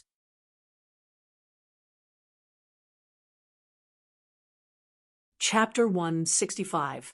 After Gustav disappeared, Angie sat and waited for her turn. I hope I get teleported somewhere close to him, she said internally. After a few minutes more of waiting, it was her turn, and she proceeded to walk towards the front. Gustav walked around after arriving at the new place. Unlike the former space, this one had no walls. The entire space was white and bright except for the ground, which had patches of green grass on it. The space was vast, and it was impossible to see the beginning of the end since it extended as far as the eyes could see. In the air, a large holographic image of numbers counting down could be seen high above. 15:04. Gustav could tell that the next phase was probably going to begin after the holographic timer's countdown was complete. Gustav was sure that he wasn't the only participant in the space, and that the others were probably too far apart for him to sense their presence. Hopefully, they'll give us a heads up on what the next phase is about, Gustav said internally and proceeded to sit on the ground. The past week's events drifted into his mind as he sat. After Boss Danzo left 6 weeks back, Gustav was enraged, and he promised to deal with the teachers in the disciplinary committee. He hatched plans and plotted some things secretly. Gustav didn't just want to do something that they could recover from easily. He wanted to get proof that will show that they had a hand in the incident. Gustav wanted solid evidence that will put the teachers in a precarious situation without him feeling any form of repression. Gustav impersonated a school cleaner and infiltrated all their offices one after the other to search for clues. There were about 4 teachers on the disciplinary committee, 3 men and 1 woman. Mr. Lon was the person who personally demanded that Gustav's workload should be increased. The rest were Mr. Butch, Mr. Sun, and Mrs. Grace. Gustav went into their offices one after the other to search for clues. After searching about 4 of their offices, Gustav couldn't find anything that linked to the incident. He entered Mr. Lon's office last to search for clues. However, like the others, he couldn't find anything. He even hacked their schedule tablet, but nothing critical came up. Gustav was about to leave when he noticed something on Mr. Lon's schedule tablet. The schedule tablet was a circular device where Mr. Lon's daily schedules were placed. Gustav had checked the schedule tablets of other teachers from the disciplinary committee. Still, he couldn't find a lead of any sort. By contrast, something on Mr. Lon's tablet caught his attention. Delta Labs? Gustav voiced out what he saw on the schedule tablet. On the tablet, it was displayed that Mr. Lon had some kind of appointment in a certain lab the next day. This particular lab caught his attention because this was one of the labs that Gustav sold corpses of mixed breeds to. The location wasn't far from his neighborhood, and it happened to be a lower-rated lab compared to the other labs in the city. Gustav began to wonder why Mr. Lon would want to visit such a lab that wasn't befitting of his standard. Gustav was also supposed to visit the lab the next day to sell some mixed-breed corpses. It was the perfect opportunity for him to see what Mr. Lon was up to. Flicker. Gustav opened his eyes after hearing a beeping sound within the space. 03:59. He looked up and noticed that the time left was less than 4 minutes already. The holographic projection of the timer displayed had turned red, and the beeping sound increased the tension in the hearts of the participants. Welcome once again. Everyone. A loud voice boomed across the space. Every participant in different parts of the space could hear the voice. This is Grade Ears and Ada speaking. The second phase of the entrance test shall begin in a few minutes, he added with a vibrant tone. This phase is based on a single skill. Grade Ears and Ada paused for a few seconds, causing the tension in the air to rise. Endurance, he said with a loud voice. Oh, Gustav said. He expected this phase to be more complex, but it turned out to be an endurance test. Now, I will brief you on this phase, Grade Ears and Ada said before proceeding to explain what was required to pass the test. You only need to do one thing during the duration of the test. Follow the light. Follow the light? Everyone was dumbfounded at his statement. They only needed to follow a light to pass the test? No matter how they tried seeing it, it seemed very simple to them. This is definitely not going to be as simple as he says, Gustav said internally upon hearing Grade Ears and Ada's words. Gustav wasn't the only participant who had this thought. Some of them remembered the ordeal they went through while trying to get to the tower. This made them raise their guards up because they felt that the test might not be as simple as it was being made out to be. Grade Ears and Ada explained some other things for a few more minutes. 00:30. When only 30 seconds were left on the holographic timer, Grade Ears and Ada ended his briefing and wished all the participants good luck before his voice disappeared. After his voice disappeared, a massive ball of green light appeared in the distance. It looked so far away, but everyone could see it clearly. Nobody needed to be reminded that the light was what they needed to follow, because, according to Grade Ears and Ada's words, they had to keep moving until they got to the light. Also, Grade Ears and Ada mentioned a hidden scoreboard where participants would receive points based on their performances during each test phase. This hidden scoreboard would not be revealed until the end of the MBO entrance test. 00:19.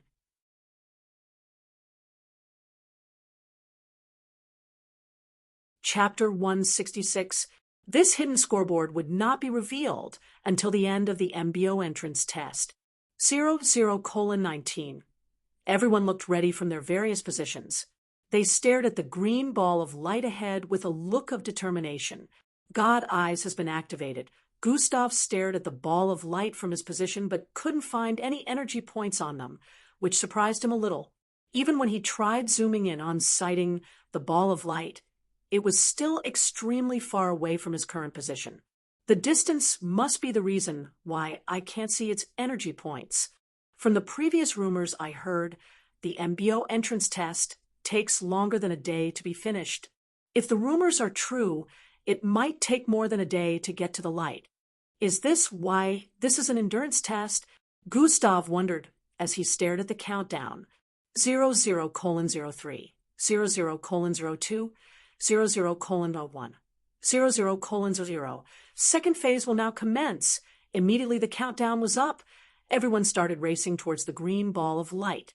Some conserved their energy and moved at a fair pace because they remembered Gradier's Anatus mentioning that the test was related to endurance. They had no idea of the situations they would be facing. To be on the safe side, they decided to conserve their energy for any unforeseen circumstances that may arise.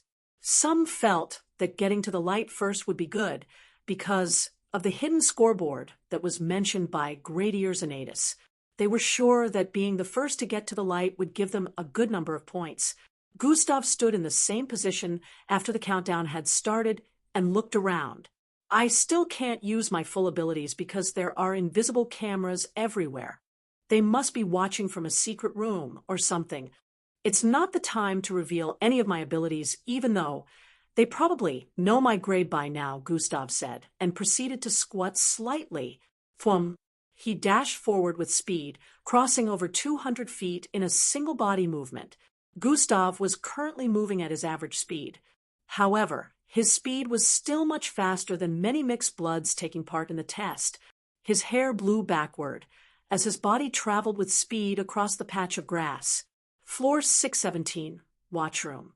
Inside the room, filled with screens that displayed different participants within the white space, Gradier's Anatus stood in front as usual.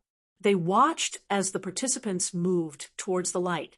There are some really promising candidates with unique bloodlines this year. His eyes moved from place to place across the screens.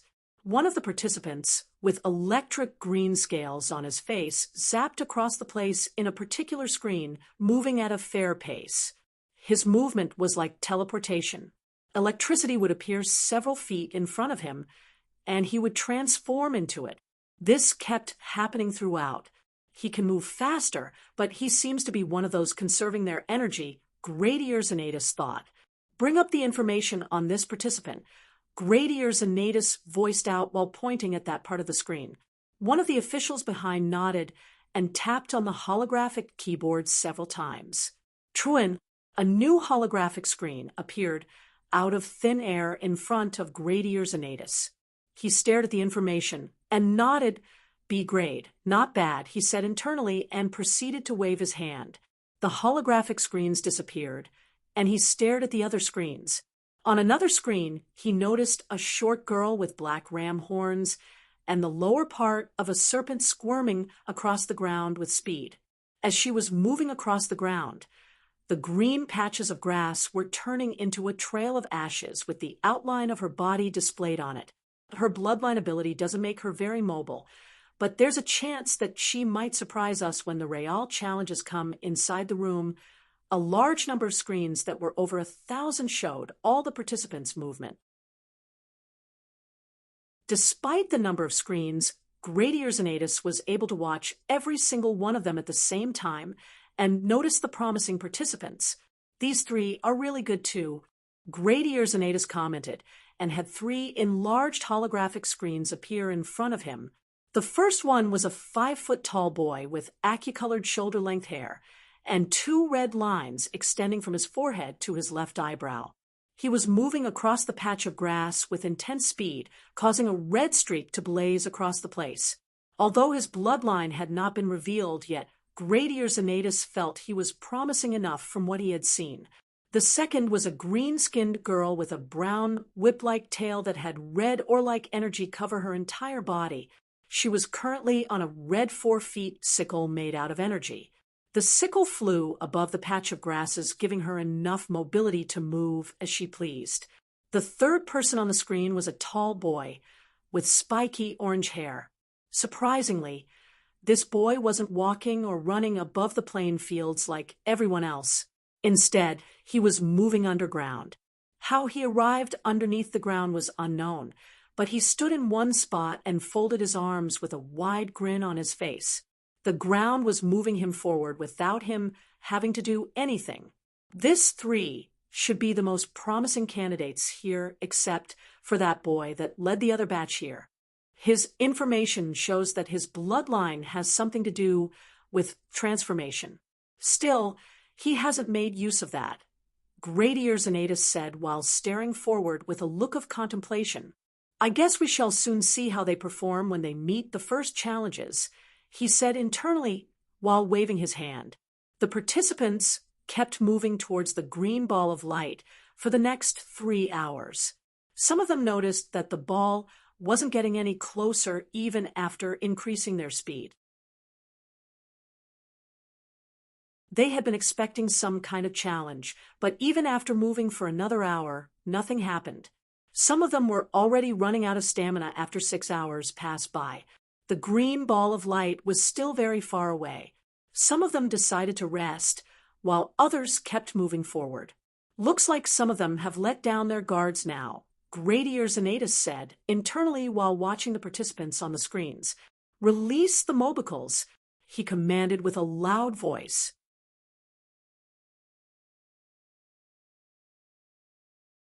Chapter 167. It looks like some of them have let down their guard, Gradius Anatus said internally while watching the participants on the screens. Release the mobicles, he commanded with a loud voice. Within the test location, the participants suddenly paused whatever they were doing when they sensed something. Openings were formed high above the ground.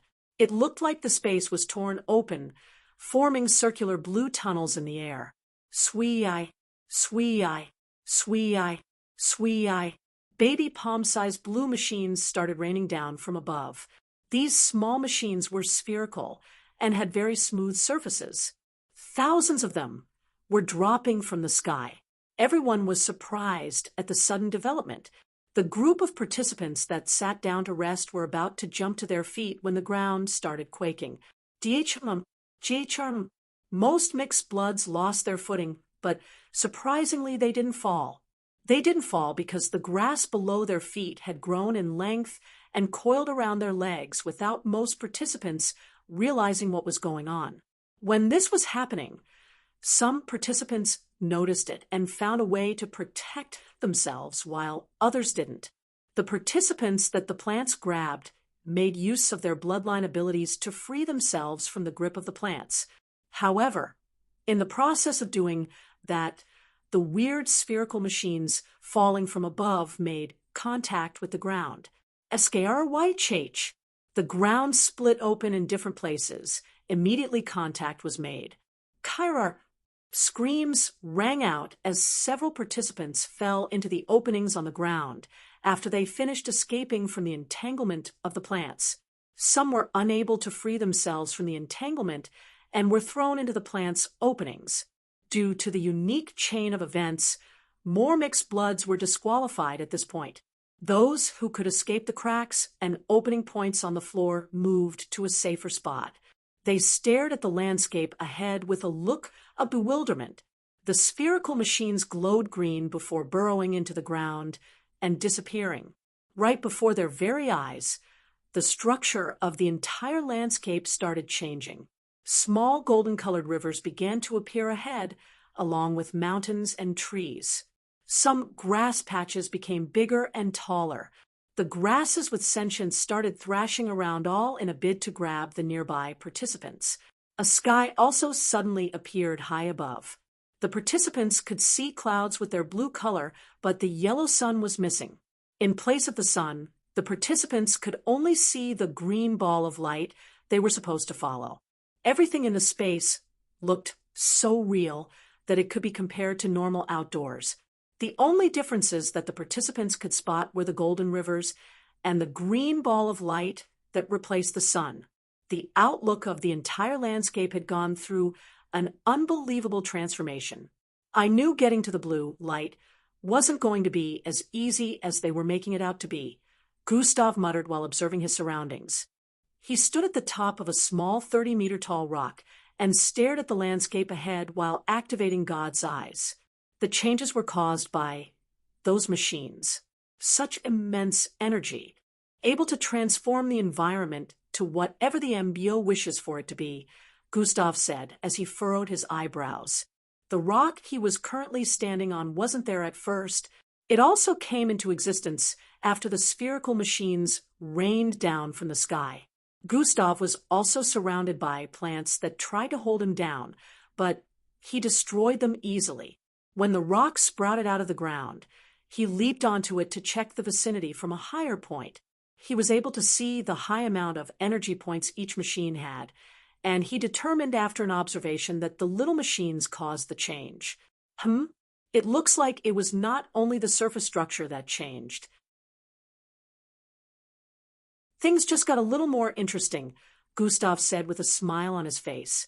Several thousand meters ahead of his standing point, Gustav could see a small forest that had blue and yellow trees. What a good cover-up, Gustav said while staring ahead. They were still very far from his position, but he was able to see the trees and what awaited within. Gustav jumped down from the rock and dashed forward with speed. He had no intention of avoiding the forest. If Gustav wanted to travel around the forest, he would have to turn left or right. But since the start of the second phase, he hadn't changed trajectory as everyone did. Everyone traveled in a straight line because they felt that changing trajectory would increase the time it would take for them to reach the green ball of light. Gustav felt that everyone was probably transported to positions where they only had to keep moving forward to get to the ball. Turning towards the left or right would mean you were traveling in the wrong direction, but that didn't mean you couldn't get back on track by simply turning to face the large glowing ball in the distance. Swoosh! Gustav arrived within the forest in a few seconds and streaked past the yellow and blue trees. The forest was so dense that the leaves from different trees formed large canopies that covered the entire region, causing the vicinity to look dark blue and yellow due to the color of the trees. Shwai! A circular blade with numerous spikes on its edges suddenly flew across the air towards Gustav's chest from up a tree 13 feet away.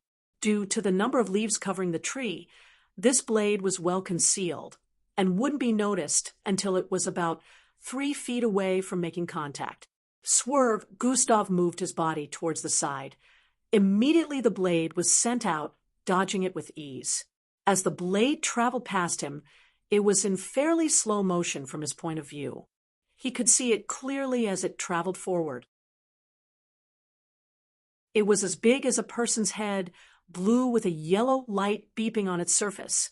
Gustav stretched out his hand and grabbed the blade, hindering its movement. Grip! His strong grip on the blade stopped its spinning immediately. Gustav quickly spun around and flung the blade back to the direction it was sent from.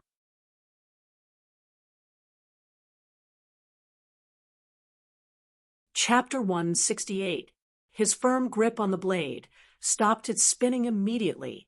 Gustav quickly spun around and flung the blade back in the direction it was sent. Sk-H-H. A loud metallic screeching sound rang out from up ahead. Boom! A small explosion rocked the trees a few feet ahead. A big branch of a tree was severed in two, and it fell to the ground along with a blue humanoid-looking machine.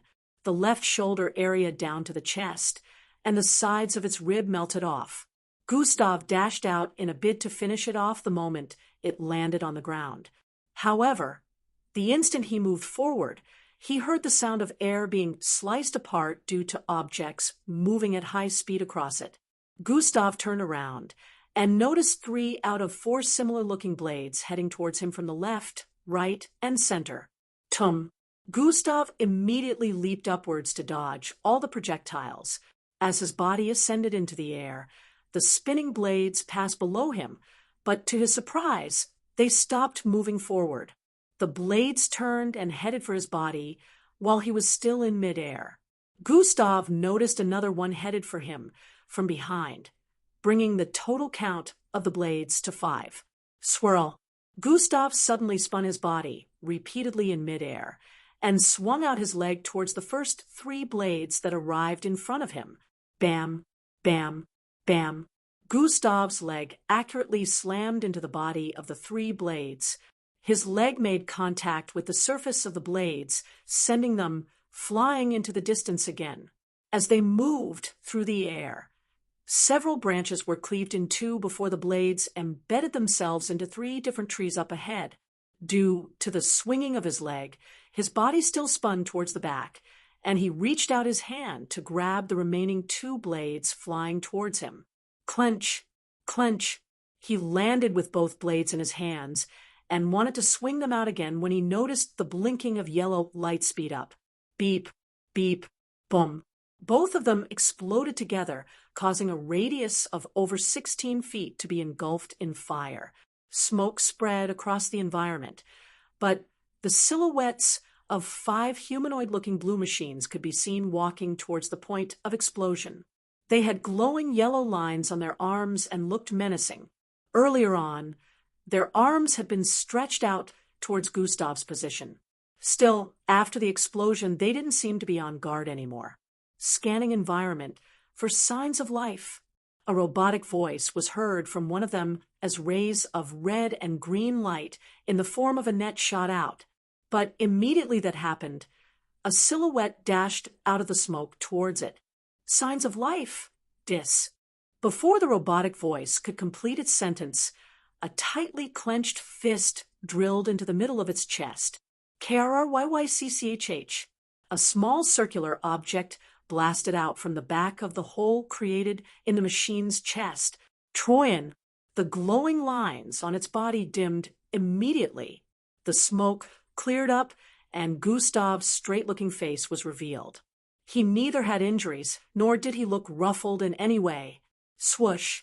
Gustav withdrew his fist from the chest of the humanoid machine and dashed towards the left, dodging a green energy beam that was shot towards him from behind. He arched his arm backwards as he arrived in front of the humanoid machine on the left and threw it upwards. Bang! His fist collided with its jaw, causing it to be flung into the air. Gustav didn't wait for a single second before swinging out his fist repeatedly. Bam, bam, bam, bam, bam.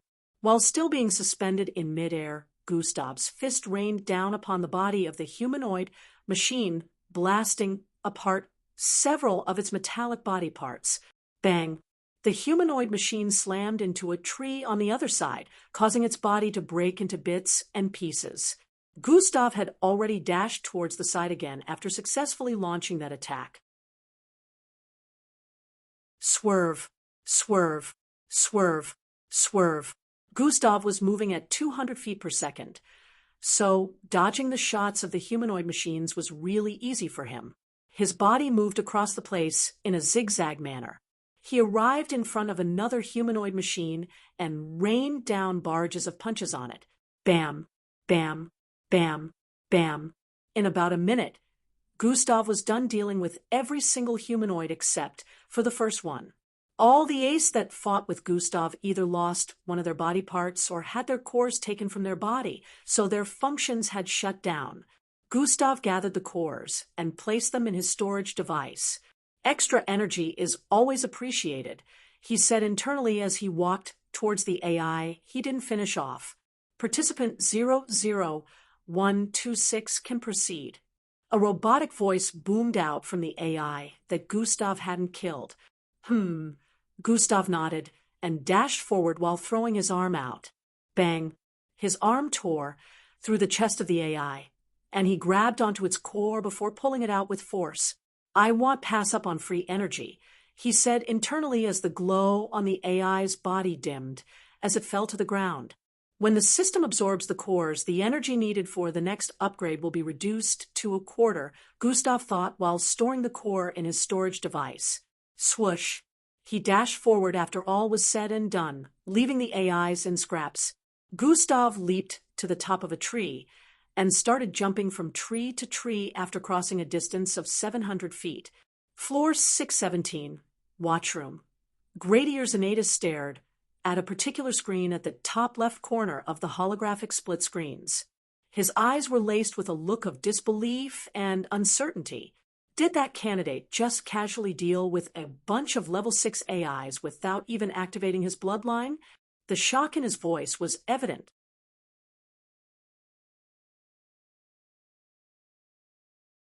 Chapter 169. Did that candidate just casually deal with a bunch of level 6 AIs without even activating his bloodline? The shock in his voice was evident. He stared at other holographic screens, trying to see if he missed any other candidate that may have displayed the same prowess Gustav did. However, after checking for a long time, he couldn't find anything of sorts. Most participants on the screen were struggling to deal with the AIs with their bloodline being activated. Contrary to other participants, Gustav dealt with 5 AIs by only using brute force. Level 6 AIs were comparable to Step 2 Zulu rank mixed bloods. So, it was understandable that the mixed bloods were having problems defeating them, although most mixed bloods participating had surpassed the Step 2 rank. Still, it would be challenging to defeat multiple level 6 AIs within a specific period without taking damage. According to the scans, his bloodline should be related to transformation. How is he able to use this level of strength without transforming? Gradier's Anatus thought. Bring up the information on that candidate. Gradier's Anatus pointed at the screen that showed Gustav dashing across the forest. Truin, another holographic screen appeared in front of him that displayed Gustav's personal information. His name, address, date of birth, and so many other things were displayed. Gustav Crimson. Gradier's Anatus muttered with a weird look on his face, wondering why something about this name felt familiar to him. His eyes suddenly widened as he noticed a piece of information. His birth parents are the Oslovs? He voiced out with a look of disbelief and confusion. Another prodigy from the Oslov family. Do they have 3 kids? Because Endrick Big Brother was said to have a low-grade bloodline. I wonder why this one didn't catch the eyes of the inspectors. A mixed blood of this caliber should have passed the special test. Gradier's Anatus thought while being puzzled at the new information he uncovered. Why does he bear the name Crimson if his original family is the Oslovs? A giant screen was placed in front of a hall, and several young people dressed in pure, white uniform-like outfits sat on chairs opposite the screen. Most of these youngsters gave off a confident and prideful vibe as they all watched the screen in front. With contemplative looks, a glass wall could be seen on the right side of the hall. Through the glass wall, clouds could be seen, which depicted that the current altitude of this location was very high.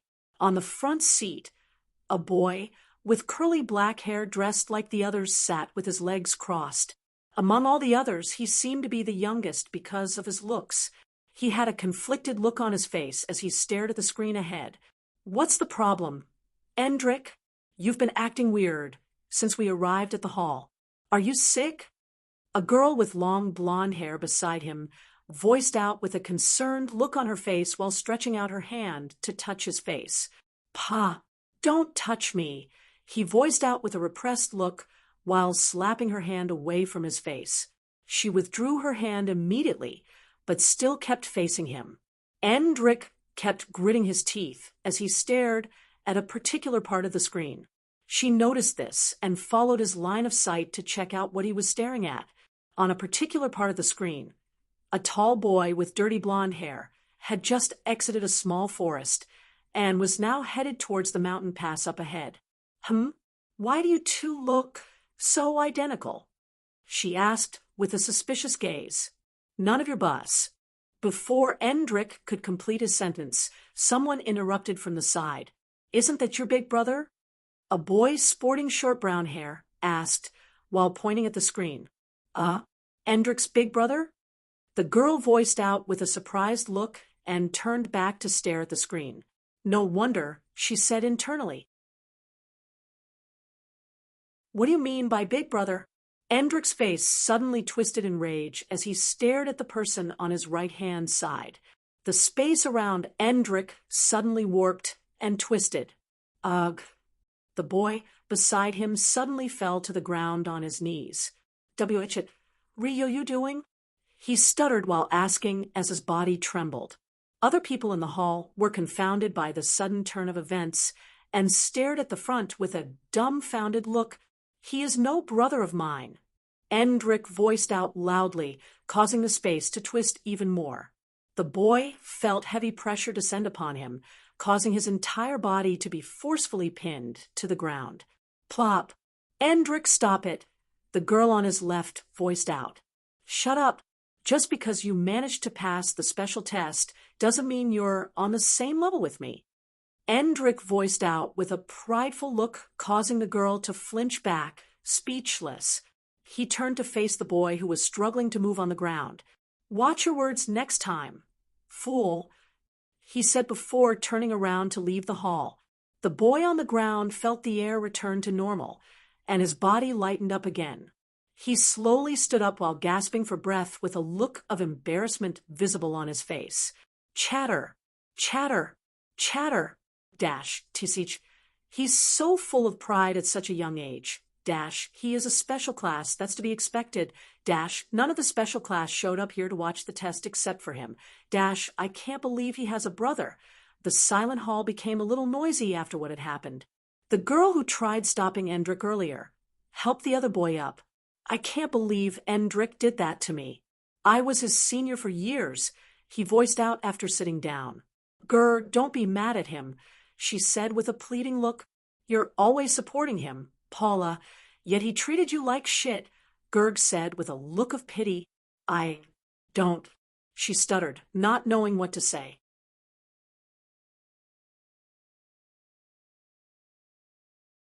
Chapter 170. Gerg, don't be mad at him, she said with a pleading look. You're always supporting him, Paula, yet he treated you like shit, Gerg said with a look of pity on his face. I don't, she stuttered, not knowing what to say. I can't believe Gustav is participating in the test. He seems to be doing well also. What's going on? Gerg asked while staring at the screen. Endrick stood on a corridor with a sliding floor surface. The floor was moving him forward across the corridor. This time, Gustav, I promised to finish you off for the humiliation you brought me, he said internally with a look of rage. 8 hours had already gone by since the second phase of the test started. The participants were still following the green light, which looked as far as ever. However, those that had traveled farther than others could tell that they had closed the distance a little. More than 100 participants had been eliminated by AIs that suddenly spawned all around the place. Another thing was the AIs within each area were different. To pass a particular location, a participant would have to go through one trouble or the other. Nevertheless, whenever they managed to surpass such obstacles and travel past that region successfully, they would notice a specific change. The green ball of light had become a little closer than it was earlier. In a region of large mountains, Gustav was currently running along a mountain pass. The current mountain Gustav scaled through was huge, and on the right side the mountain pass was located. At the edge, several spiky large bones could be seen at the bottom, pointing upwards. The large spiky bones were lined up at the bottom of the mountain, densely packed together. If one was to fall off the edge of the mountain pass, they would meet with a disastrous end. The mountain pass was about 16 feet wide. Gustav ran across the mountain pass with his eyes glowing a bright green and scarlet color. He furrowed his eyebrows as he noticed something 900 feet away. Swoosh! He crossed over 700 feet in about 3 seconds and leaped upwards once he crossed 800 feet. Thump! His body was lifted into the air by more than 100 feet while moving forward like a rocket. Bam! He landed several hundred feet ahead and kept running forward. Thanks to God eyes, I have avoided many traps within this mountain pass, Gustav said internally while running. When he first got to the mountain pass after moving through the forest, he activated a trap mechanism by mistake. He was nearly pushed to the bottom of the mountain because of that error. Since then, he had been making use of God eyes while passing through. He had been running for about 2 hours and had successfully crossed 3 mountain ranges. His energy was depleting at a fast rate due to the continuous use of God's eyes. Still, he wanted to make sure he crossed the mountain region before deactivating it. Gustav could already see the end of this mountain pass from his current location. One more mountain region to go, Gustav said internally. He could already see the next mountain in the distance, which was way taller than the mountain he was currently scaling through. I wonder if it will also get dark in this artificial space when the day comes to an end, Gustav said internally as he kept traveling forward. He could tell that it was getting close to evening in the real world. Just as he had guessed, the test was going to take more than a day. After a few more minutes of running, Gustav was closing in on the end of the mountain pass when he noticed something again. Buru, buru, buru, buru, massive boulders suddenly started rolling down from the top left area of the mountain with intense speed. Unlike the last time he encountered a trap, his reaction time was slow because he didn't activate the current trap. More than 30 of them, each the size of a truck, rolled down with intensity, causing tremors across the mountain range. Parts of the mountain crumbled and slid down the mountain pass. Due to the intense vibrations the large boulders generated as they rolled down, Gustav's speed was affected slightly. The boulders were all rolling down simultaneously, but the first one was about 100 feet away from Gustav, while the last one was more than 6,000 feet away. The boulders were over 30 in number. Their sheer sizes were more than enough to destroy the path ahead and hinder Gustav's progress. Sprint has been activated. Gustav activated Sprint, and his speed instantly doubled. The boulders rolling down decreased in speed from his point of view as he threw his body forward with force. Fumsh! Afterimages were created from his body movement as he crossed over 500 feet in a second, surpassing the first 7 boulders before they smashed into the route behind him. In the next second, he crossed 1,000 feet. The 13 boulders left in front of him were several feet away from making contact with the mountain pass ahead. Gustav's eyebrows furrowed as he leaped upwards and landed on top of the boulder 70 feet away from him. Tum!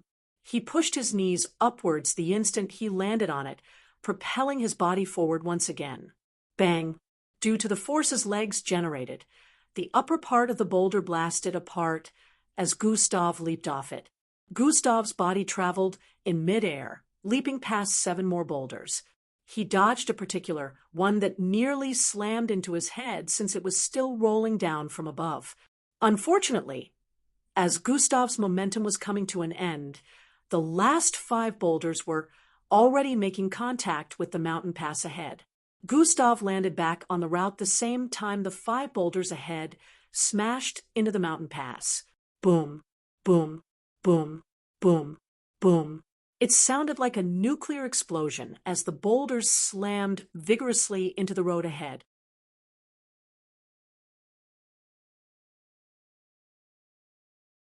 Chapter 171. Boom, boom, boom, boom, boom. It sounded like a nuclear explosion as the boulders slammed vigorously into the road ahead. Cracks appeared all over the path ahead as it crumbled and started sliding down the mountain. Over 1,000 feet of the mountain pass ahead was destroyed, leaving a large gap. Nevertheless, Gustav kept on running. Immediately he got to the edge where the route stopped. He bent his knees slightly with intense force. Super jump has been activated. Thumb. Gustav pushed himself upwards with force. Swee-eye. His body traveled forward above the wide gap formed from the destruction of the mountain pass. He could see the pointy bone-like objects below him as his body traveled in an arc through the air. Swinnen. He successfully leaped over the 1,000-feet gap and landed at the other side of the mountain pass. Thumb. His feet made contact with the ground a few feet away from the edge behind him. Gustav raised his body back up with a straight face after landing on the other side. Good thing I was able to get super jump to increase in level, Gustav said internally as he turned around to look back. It was indeed an intimidating sight. The entire mountain pass, as far as the eyes could see, had been destroyed by the large boulders that rained down a few moments ago. Looking down, the deep crater could bring about the fear of death.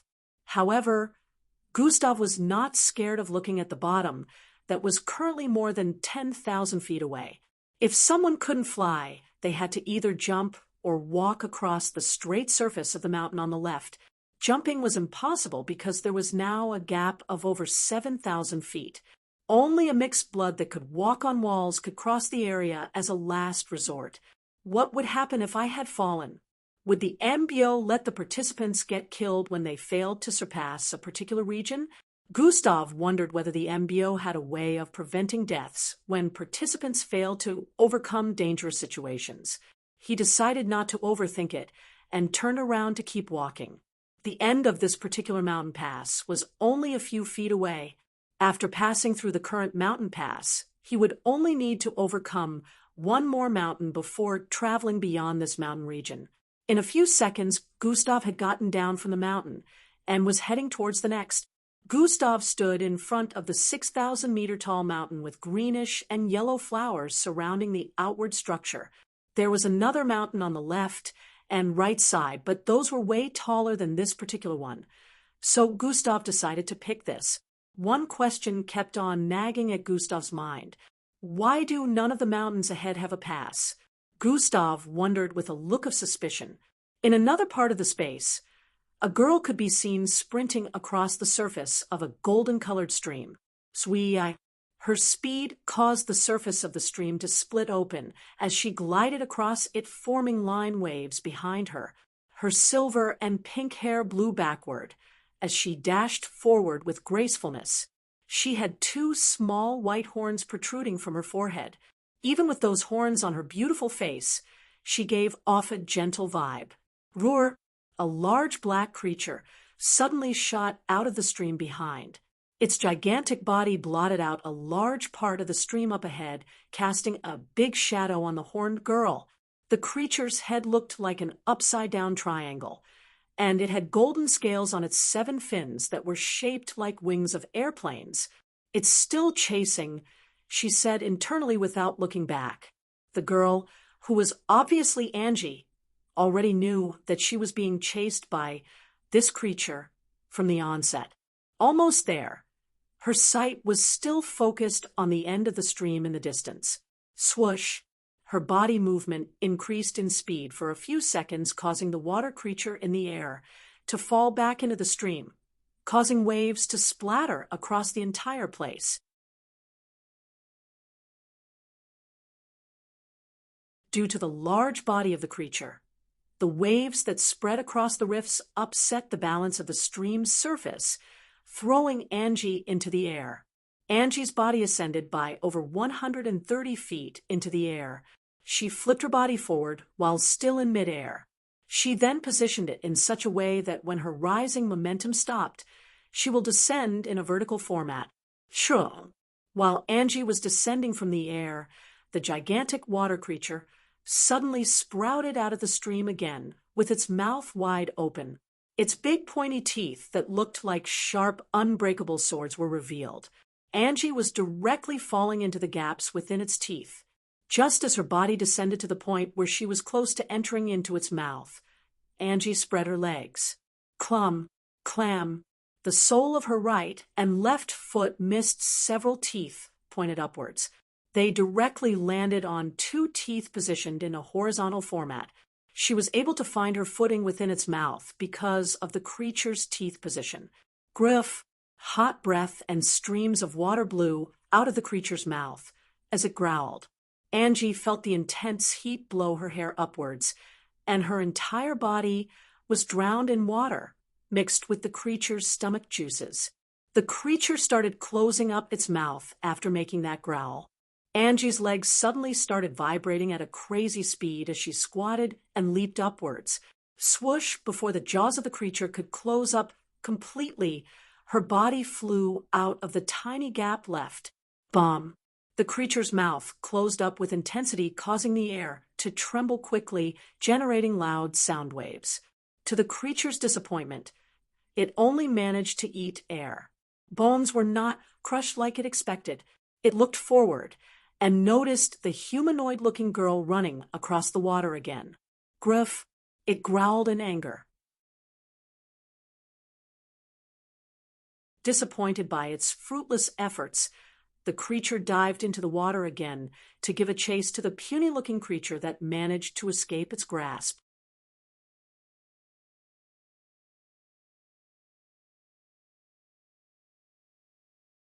Chapter 172.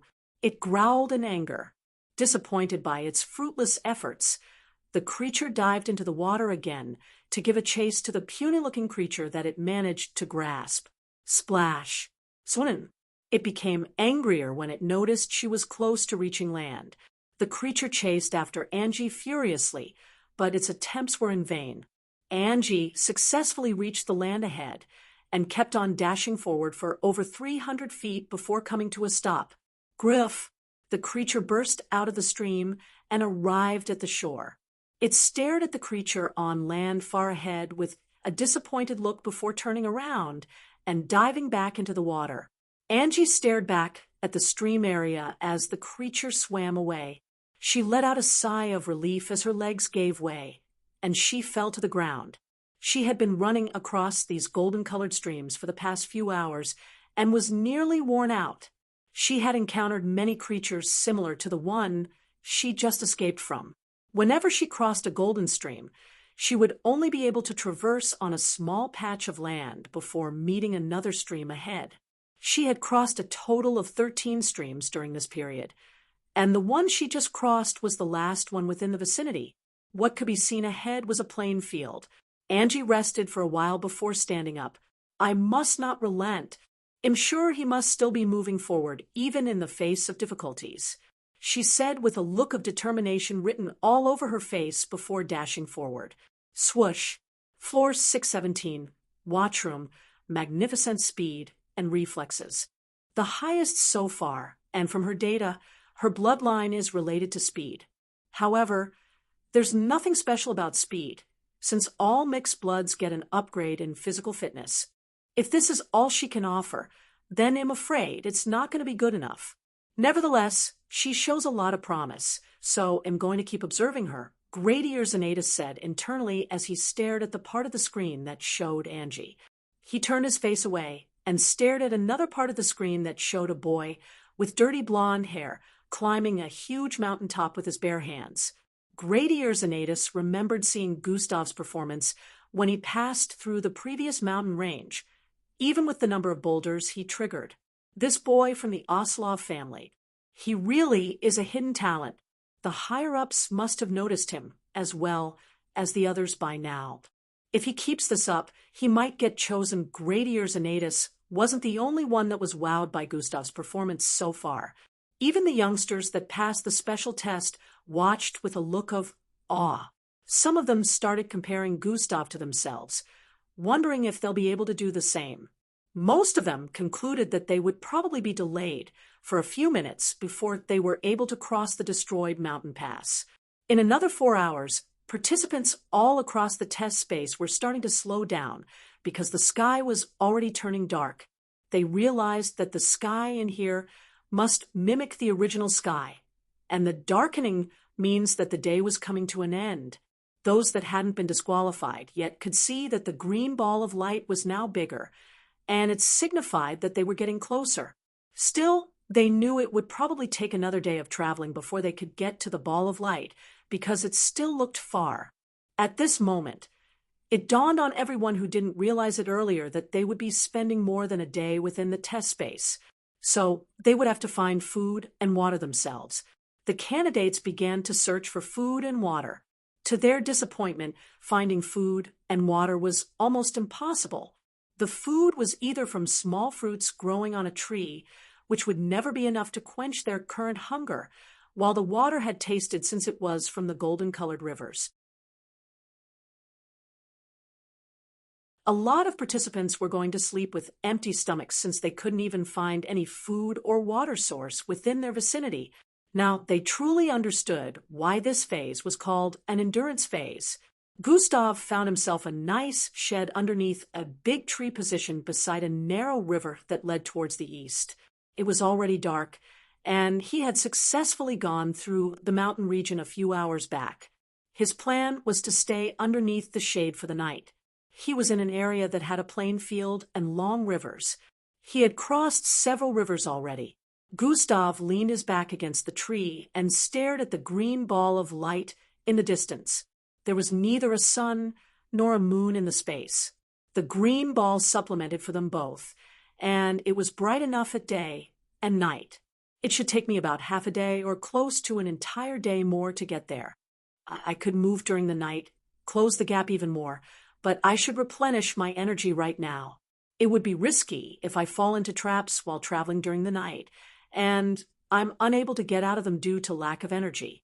Gustav muttered while staring at his energy points. Energy. 390/3200. He noticed that he had spent lots of energy points and would probably spend just as much the next day. On the bright side, I might be able to complete my dinner here while following the light, Gustav thought, and proceeded to bring something out of his storage device. Zing!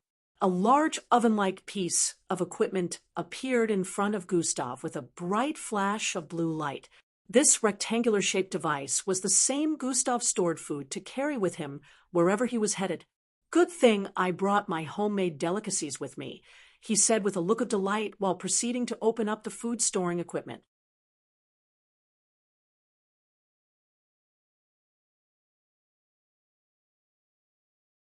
Chapter 173. This rectangular-shaped device was the same Gustav stored food to carry with him wherever he was headed. "Good thing I brought my homemade delicacies with me," he said with a look of delight while proceeding to open up the food storing equipment. SSHHSSS. A small cloud of smoke wafted out of the oven-like equipment, causing a delicious aroma to spread across the entire area. Gustav breathed in the aroma of the dishes and smiled. He proceeded to bring out one dish after the other and arrange them in front of him. The number of dishes in front of him would be enough to satisfy a family of 4. However, Gustav was a big eater, so this was nothing for him. Fried fox chick, roasted mutated devil's duck, boiled black rice. "Ah, I forgot the volcanic blue prawn," Gustav said after noticing that one of his dishes was missing after counting them one after the other. He still left food within the food storage equipment since he didn't want to finish everything at once in case some issues came up. "I can make do with these ones," Gustav said while proceeding to tear out a large piece of fried fox chick. The piece he tore out was as large as an adult's palm. Still, Gustav was able to shove the entire thing into his mouth. Crunch, crunch, crunch. His cheeks bloated up as he munched on the delicious meal with a delightful expression. Within the watchroom, Gradius and Adis watched as the participants scrounged for food. Some of the participants were already out of energy after running for an entire day without eating, so they just sat there looking lifeless. Gradius and Adis shook his head as he saw that many participants were in similar situations. He suddenly noticed a part of the screen where someone was munching away a pile of delicacies. In contrast, others had already resigned themselves to the fate of starving for the night. What in the... Gradius and Adis was speechless seeing Gustav casually munching away without a care in the world. That kid brought a food regulator with him. Gradius and Adis saw the kitchen equipment in front of Gustav. The participants were allowed to take their storage devices with them during the test. Even if they decided to use enhancement pills hidden within their storage devices, the MBO wouldn't disqualify them for that reason. This is an endurance test. Bloodline enhancement drugs generate side effects after usage. Whenever a mixed blood uses bloodline enhancement drugs, they would be weak and unable to use their bloodline abilities properly for a day or two. The changes differ depending on the mixed blood's body structure. So, the MBO wasn't really against it for this, and many other reasons. Only someone who wanted to handicap themselves would decide to make use of such drugs. What the MBO didn't think of was that one of the participants would be crazy enough to bring storage cooking equipment. Even if there was no food in it, he could prepare food with the resources in the environment. This was something unprecedented that Gradius and Adis had never seen before. This made him wonder how Gustav could come up with such a thing. All other participants wouldn't think of doing this. This kid is really something. Gradius and Adis couldn't figure out Gustav's thought, so he decided to keep watching him in the meantime. The following day, the participants had begun to follow the light after waking up. It was a long night for many of them, since their rumbling stomachs didn't let them sleep. Some participants were able to find food before sleeping. Still, many of them weren't. And now they continued journeying towards the green ball of light with empty stomachs. Normal people would be unable to do this, but the anatomy of mixed bloods had always been enhanced compared to that of humans. Mixed bloods could go running for days without food, water, or dying. They would get weaker doing that, but they could still pull it off. Gustav had already started moving since 2 a.m. in the middle of the night. He didn't need to sleep to regain his energy points because he had already regained them from eating. Still, he decided to chill for a bit and contemplate on some things before he started moving by 2 a.m. when he could have gone earlier. As long as Gustav still had energy points, he could keep running for days without needing rest. Gustav was still in the river region. He had crossed about 7 rivers while moving for the past 4 hours. These rivers were all narrow, so he only needed to jump to cross over some of them. The one he was currently trying to cross through was bigger than the others. Unfortunately, it extended straight northwards, unlike the others. He couldn't jump over this one, so he decided to swim through it. Gustav could generate enough speed and kinetic force to run across the surface of this river. Nevertheless, after thinking about it, for a while, he disregarded that thought. He decided that swimming underwater would be the best course of action. Gustav could tell that he would have to face one challenge or the other while passing through this river. He figured that whatever challenge the MBO would set up would come from underwater. So he decided to swim underwater, where he could spot whatever obstacle he'd have to face firsthand. If he ran above the water, he wouldn't be able to do that. Another thing Gustav noticed since he got the power of the system, his perception couldn't penetrate water bodies very well unless he was within. Even though he was underwater, Gustav's body still moved quickly like a sea creature. He held his breath while diving faster than a ski boat underneath the river. He could see lots of small rocks and plants underneath the river as he was swimming. He had to swerve left and right to dodge some rocks that extended high up from the bottom of the river.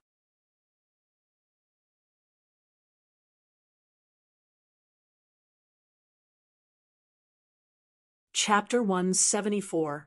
He could see lots of small rocks and plants underneath the river as he was swimming. He had to swerve left and right to dodge some rocks that extended high up from the bottom of the river. The river was more than 900 feet deep. However, Gustav could still see clearly with his God's eyes. He kept God's eyes activated while swimming because he didn't want to miss anything. He knew the power of God's eyes was limited since it couldn't see through everything. Nevertheless, it had helped him in sighting many things earlier. So, there was no way he'd decide not to use it here. Those plants ahead have a huge amount of energy points. They must be like the ones that first appeared. Gustav noticed some purplish and red plants up ahead that formed a kind of web underwater. His body could pass through the spaces within the gaps, but Gustav decided not to do that. Gustav swam upwards and leaped out of the river. His body ascended more than 50 feet above the water surface while traveling forward with speed. Gustav felt something and looked down at the river as his body traveled across midair. The-ish. 6 thick, purplish, and red plant roots shot out of the river below towards him. Each root was as thick as half the body of a fully grown person, and its tip was very pointed. Twirl, twirl, Gustav's body twisted and turned while in midair, causing 4 pointy roots to miss his body. Due to the sudden twist, his body was directly falling towards the 2 roots shooting upwards. Gustav stretched out his hand and grabbed onto the body of the first root. He dodged. Swing. He forcefully pulled his entire body forward using the root. Swoosh. The 2 roots missed him by a few centimeters. After dodging all the 6 roots, Gustav straightened his body and made himself descend faster into the water. Splash. He fell back into the water and kept swimming forward with speed. The-ish. The ish. Even though Gustav had given the plants behind some gap, it still sent out multiple of its root, all in a bid to reach him. Gustav moved crazily fast underwater, but he could not go faster than these roots that seemed like they could extend infinitely. Even after crossing a distance of 700 feet underwater, the roots were still in pursuit and were slowly catching up to him. Gustav still kept swimming forward because he knew that there was no way the plant roots wouldn't have a limit of extension. Swee-eye, swee-eye. He dodged some of the plant's roots as that shot towards him from behind. Good thing I learned breathing control, Gustav said internally. He was glad that he bought the training technique from the system and learned it because he wouldn't hold his breath for this long without it. Gustav felt going above the surface of the water would make him lose mobility.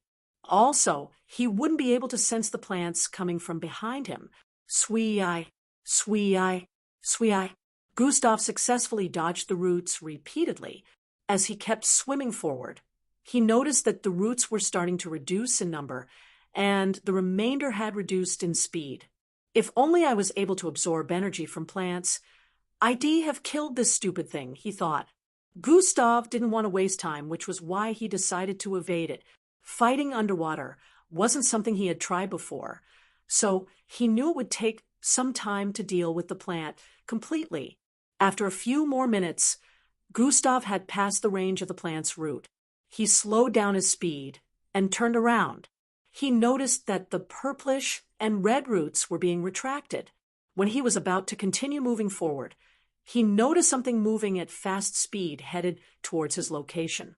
At the time Gustav noticed it, it was only 100 feet away. The roots had disguised its movement with a certain object. It was a black substance, and from the way it vibrated as it traveled forward, it was obvious that it was liquid, but unlike the water, it was thicker.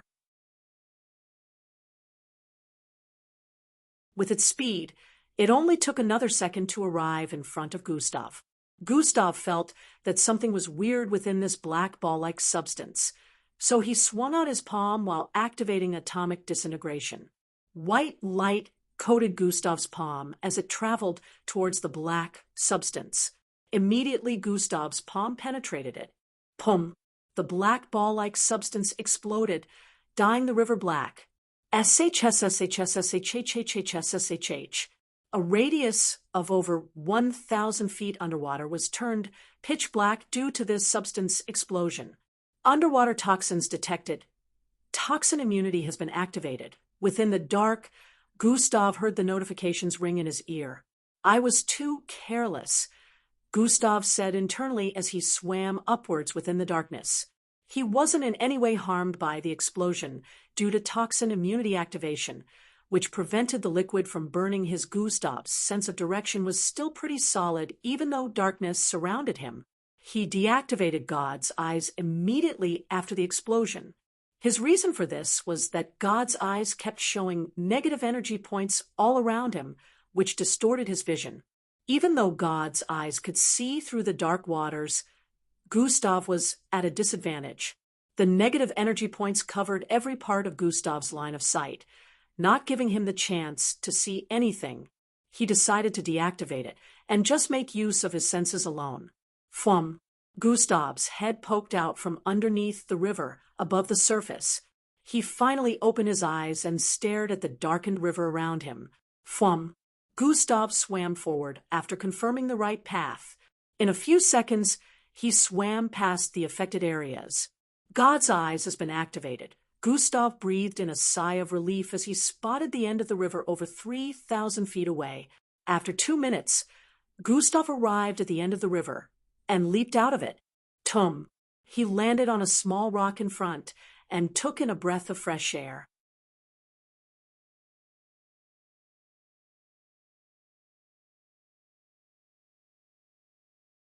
Chapter 175. He landed on a small rock in front and took in a breath of fresh air.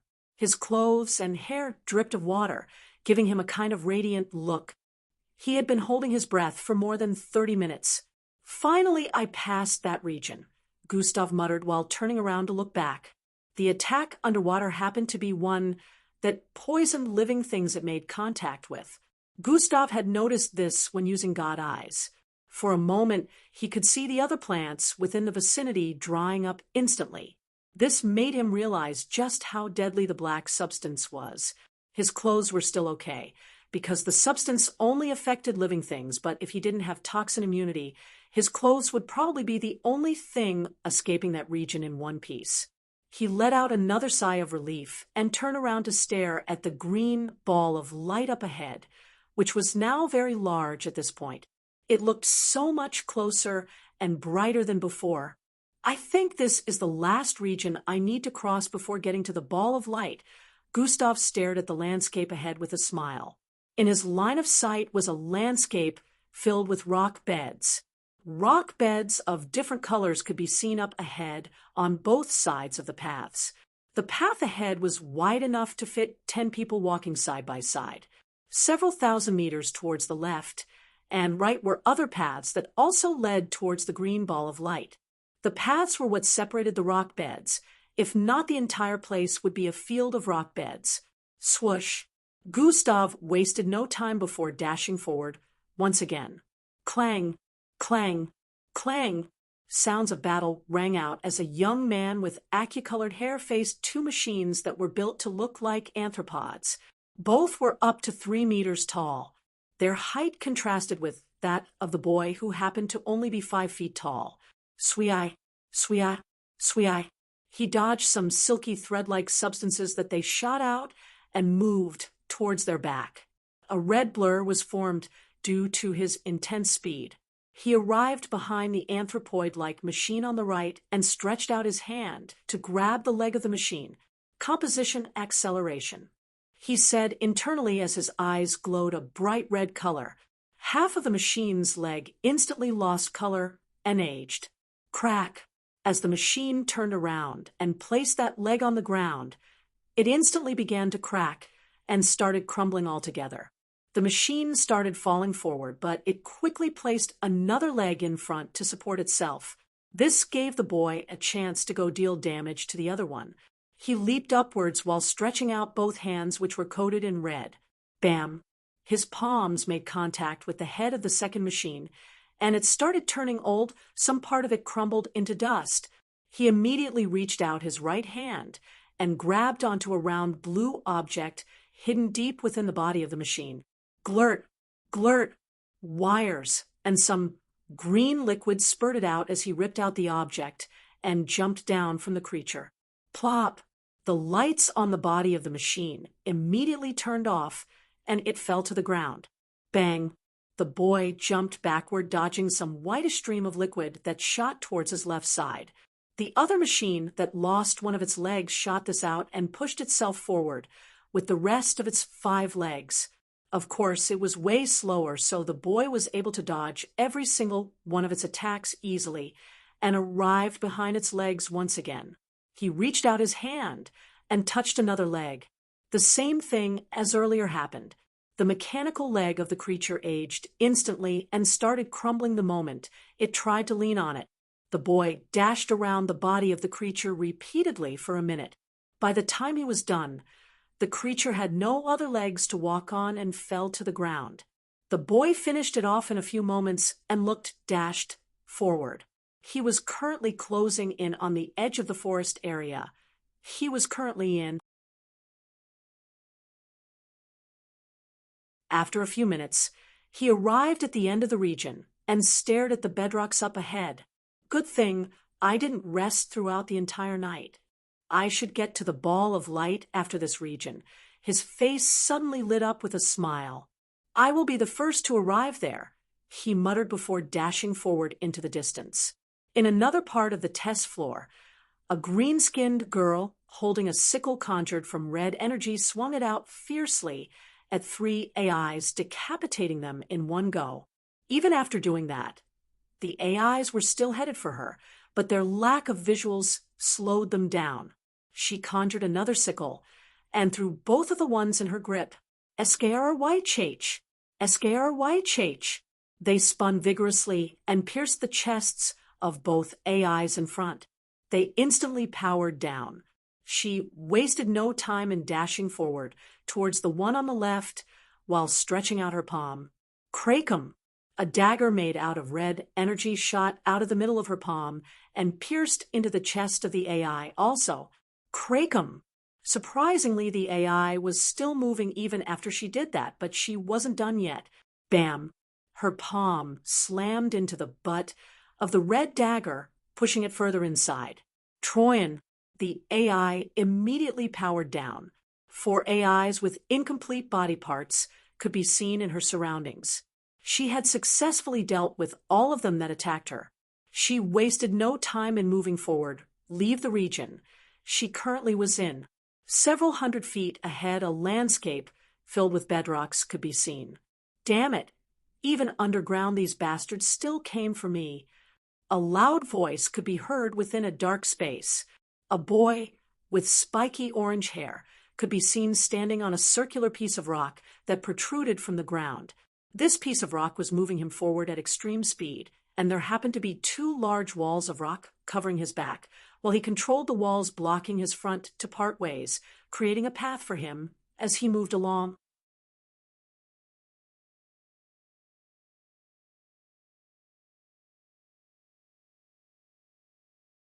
Chapter 176. He was currently moving underground. Boom! The walls of rock behind him were blasted apart, and 2 large, humanoid-looking AIs could be seen chasing after him from behind. The AIs were looking ferocious due to the multiple cannons extending from their bodies. They bolted forward with speed and started closing in the gap between them and the boy, while shooting out multiple beams. He quickly turned around and stretched out both his hands to touch the walls on his right and left. Fruberber.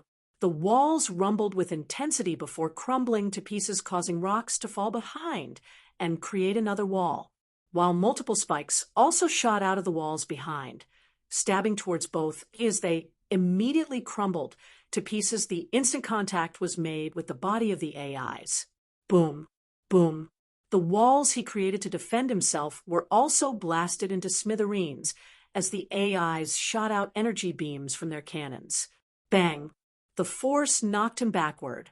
His body traveled for several hundred feet before. Bam! He slammed into a part of the wall ahead that he wasn't able to manipulate to open up for him. This part of the wall underground happened to be different from the ones he had been easily controlling earlier. While his body was being catapulted forward earlier due to the blast, he made use of his bloodline ability and tried to manipulate the walls ahead to open up for him, but it was to no avail, and he ended up slamming into it. The huge AIs were still headed towards him as he kept trying to control the walls ahead to move aside, but he was still unable to. Screw this. Looks like I have to go about this the normal way. He screamed out with a tone of annoyance after standing up. Stomp. He stomped his feet on the ground and was immediately catapulted upwards by the ground underneath. His body ascended into the air, and when he got to the wall up, it opened up a kind of tunnel for him that led to the surface. In a few seconds, he was out in the open. He landed on the ground and quickly closed up the manhole he created beneath him. Stomp, stomp, stomp. He stomped on the ground 3 times, and the openings he created underground started crumbling and closing up. Damn it! The boy spat out. Looks like he'll have to continue forward on foot. He voiced out with a repressed look while staring at the landscape in front, which was filled with bedrocks of different colors. Several hours later, some participants were able to successfully pass through the previous regions, started arriving at the last region, one after the other. Angie was also among these participants. She was still as energetic as ever, even though she had faced quite a lot of difficulties like the rest before getting here. This was mostly attributed to the fact that she also brought food with her. At this moment, more than 1,000 participants had been eliminated during this phase. Only about 500 were left wandering through the region of rock beds. MBO Tower, floor 602. This hall was where mixed bloods that passed the special test watched the second phase of the MBO entrance test. The second phase of the entrance test wasn't displayed to the public, so They practically got the special privilege to watch since they were considered the best among their peers. Around 50 people were here, and the students from Echelon Academy took up 35% of the population. The rest had graduated from other schools within the city and were considered a prodigy among their peers, but only 3 people among all the students that passed the special test were chosen to be a special class. The special class, just as their name implied, were the ones the MBO considered to be special, and they had special privileges that the MBO planned on revealing at the end of the test. Andric was among the 3 special classes that were picked in Plankton City. There was also one of Gustav's classmates that was picked, while the 3rd person was from a different school. Today was the 2nd day, and also the end of the 2nd phase, yet none of the special classes bothered to show their faces here. Everyone currently within the hall were only mixed bloods that managed to pass the special test. Chatter, chatter, chatter. The hall was currently noisy due to the footage being displayed on a part of the screen. How is he first? One of them shouted out with a look of disbelief. I also don't understand. This must be a dream, right? How is he powerful enough to even perform these feats? Unbelievable. I refuse to accept this. The side of the hall where past students from Echelon Academy gathered together was the noisiest. Gustav. He is way more powerful now compared to the time he defeated me. A very beautiful girl with long black hair muttered while staring at the screen ahead. Here I was thinking I had surpassed him, she added internally with a wry smile on her face. This girl happened to be the most beautiful in the room now. She had slanted eyes along with a doll-like face and beautiful long black hair. The white uniform on her made her look very angelic, but in reality, she was far from being that. What was that, Yuhiko? What do you mean by, he defeated you? A girl asked from the side. Did I say that? Yuhiko asked with a confused look. I'm pretty sure I heard you say that, the girl beside her said. You must have heard wrong. Yuhiko denied once again. All right, the girl voiced out with a suspicious look before adding, but do you believe that the person being displayed up there is actually Gustav's? The girl asked while pointing at the top left corner of the screen ahead. Yuhiko didn't know how to reply and kept staring forward with a look of bewilderment. I don't believe it's him. It must be another person that looks like him. Let's wait till their names are listed after this face, the girl beside her voiced out. There's no way in hell that this elegant, charming, and powerful guy is Gustav. Most of the girls from Echelon Academy had this thought.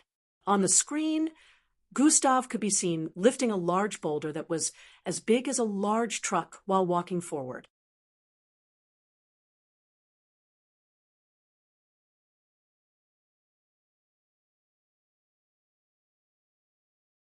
Chapter 177. On the screen, Gustav could be seen lifting a huge boulder that was as big as a large truck while walking forward. The entire hall was in a state of disbelief because they didn't think someone would be strong enough to do this. They started wondering if Gustav Bloodline's ability was related to strength. What a spectacular way to overcome the change in gravitational force. Great Ears Anatus thought with an astonished look on his face while staring at the screen in front. At this point in time, Gustav was traversing through the region of bedrocks. Immediately he entered the region. He noticed the change in gravitational force. At first, it was a very light change that couldn't be easily noticed. However, since Gustav had a bloodline related to gravity, he was able to sense it immediately. As he moved forward, he noticed that the gravitational pull kept reducing and reducing. His body was starting to feel lighter, and when he stepped on the ground, barely noticeable dust would float upwards without coming back down. Gustav paused his movement some minutes after entering the region and smiled. He turned around and went back to the beginning of the region. Gustav approached the rock he landed on when he arrived and scrutinized it from top to bottom. It measured up to 90 feet in height. Gustav's hand was coated in a white glow as he punched the rock on specific parts, causing debris to scatter all over the place. He jumped towards the back of the rock after doing that and thrust out both palms. Bam! Immediately his palms made contact with the rock. A big part of it rolled out from the front. A massive hole was formed within the rock as the boulder rolled down towards the region of bedrocks. Gustav passed through the hole he created and came out on the other side. He arrived in front of the enormous boulder and grabbed onto both sides before lifting it. Slight cracks appeared on the parts that he grabbed onto as he lifted it and placed it upon his shoulders. This should be heavy enough to get me all the way across it, Gustav muttered slightly as he took a step forward. Bam, bam, bam, bam, bam. Every step he took caused a thudding sound similar to that of a titan walking across the place. This same event led to what everyone saw on the screen. Gustav had picked up the boulder to increase his weight because he noticed the gravitational changes when he was walking across the region of bedrocks. The farther a person traveled, the more their body weight decreased. Gustav could tell that it would reach a point when a person wouldn't be able to walk on the ground anymore, and everyone would start floating. He was right with his speculation because at this point, the bedrocks were all in the air, and the only thing that could be seen ahead was a plain landscape. The skies were filled with stones floating upwards, and every step that Gustav took at this point felt light even with the boulder on his shoulder. Gustav could counter the gravitational force because he still had a gravitational energy container. However, he didn't want to reveal that. He had decided that he would be revealing some of his abilities during the entrance test, not all. He would still keep some hidden and reveal some at the right time. At this moment, Gustav could already see the ball of green light up ahead. He reckoned that he would only need to travel for about 1 to 2 hours before arriving there. Contrary to before, his steps were now lighter and hardly making any sound. However, he was still heavy enough to resist the change in gravitational pull. As Gustav progressed, so did a lot of participants that arrived in the region. Unlike him, most of them didn't notice the change in gravitational force until they had moved quite a distance forward. Some of them that noticed it earlier activated their bloodline while moving forward. They didn't think the gravitational pull would keep weakening as they traveled further. The closest participants to the green ball of light after Gustav were the same 3 that Gradier's Anatus felt had potential. The boy with achy-colored hair and short stature decelerated the flow of gravitational force. Decelerating gravity allowed him to travel normally across the path between bedrocks that led to the green ball of light up ahead. A red glow of light covered him as he walked forward. Using this bloodline ability sapped a lot of his energy. So, contrary to his expectations, he could only walk along the path instead of running to preserve energy.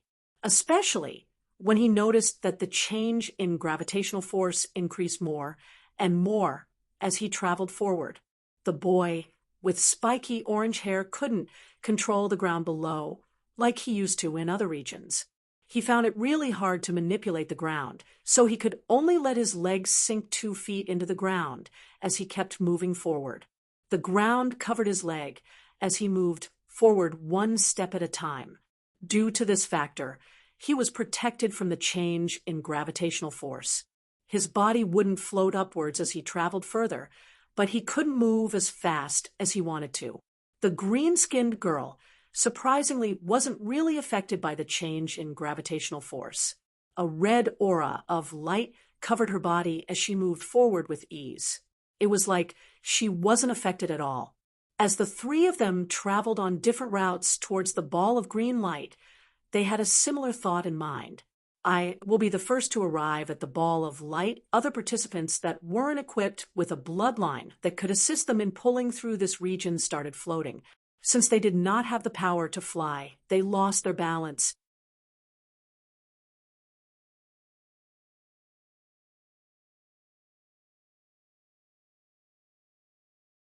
Chapter 178.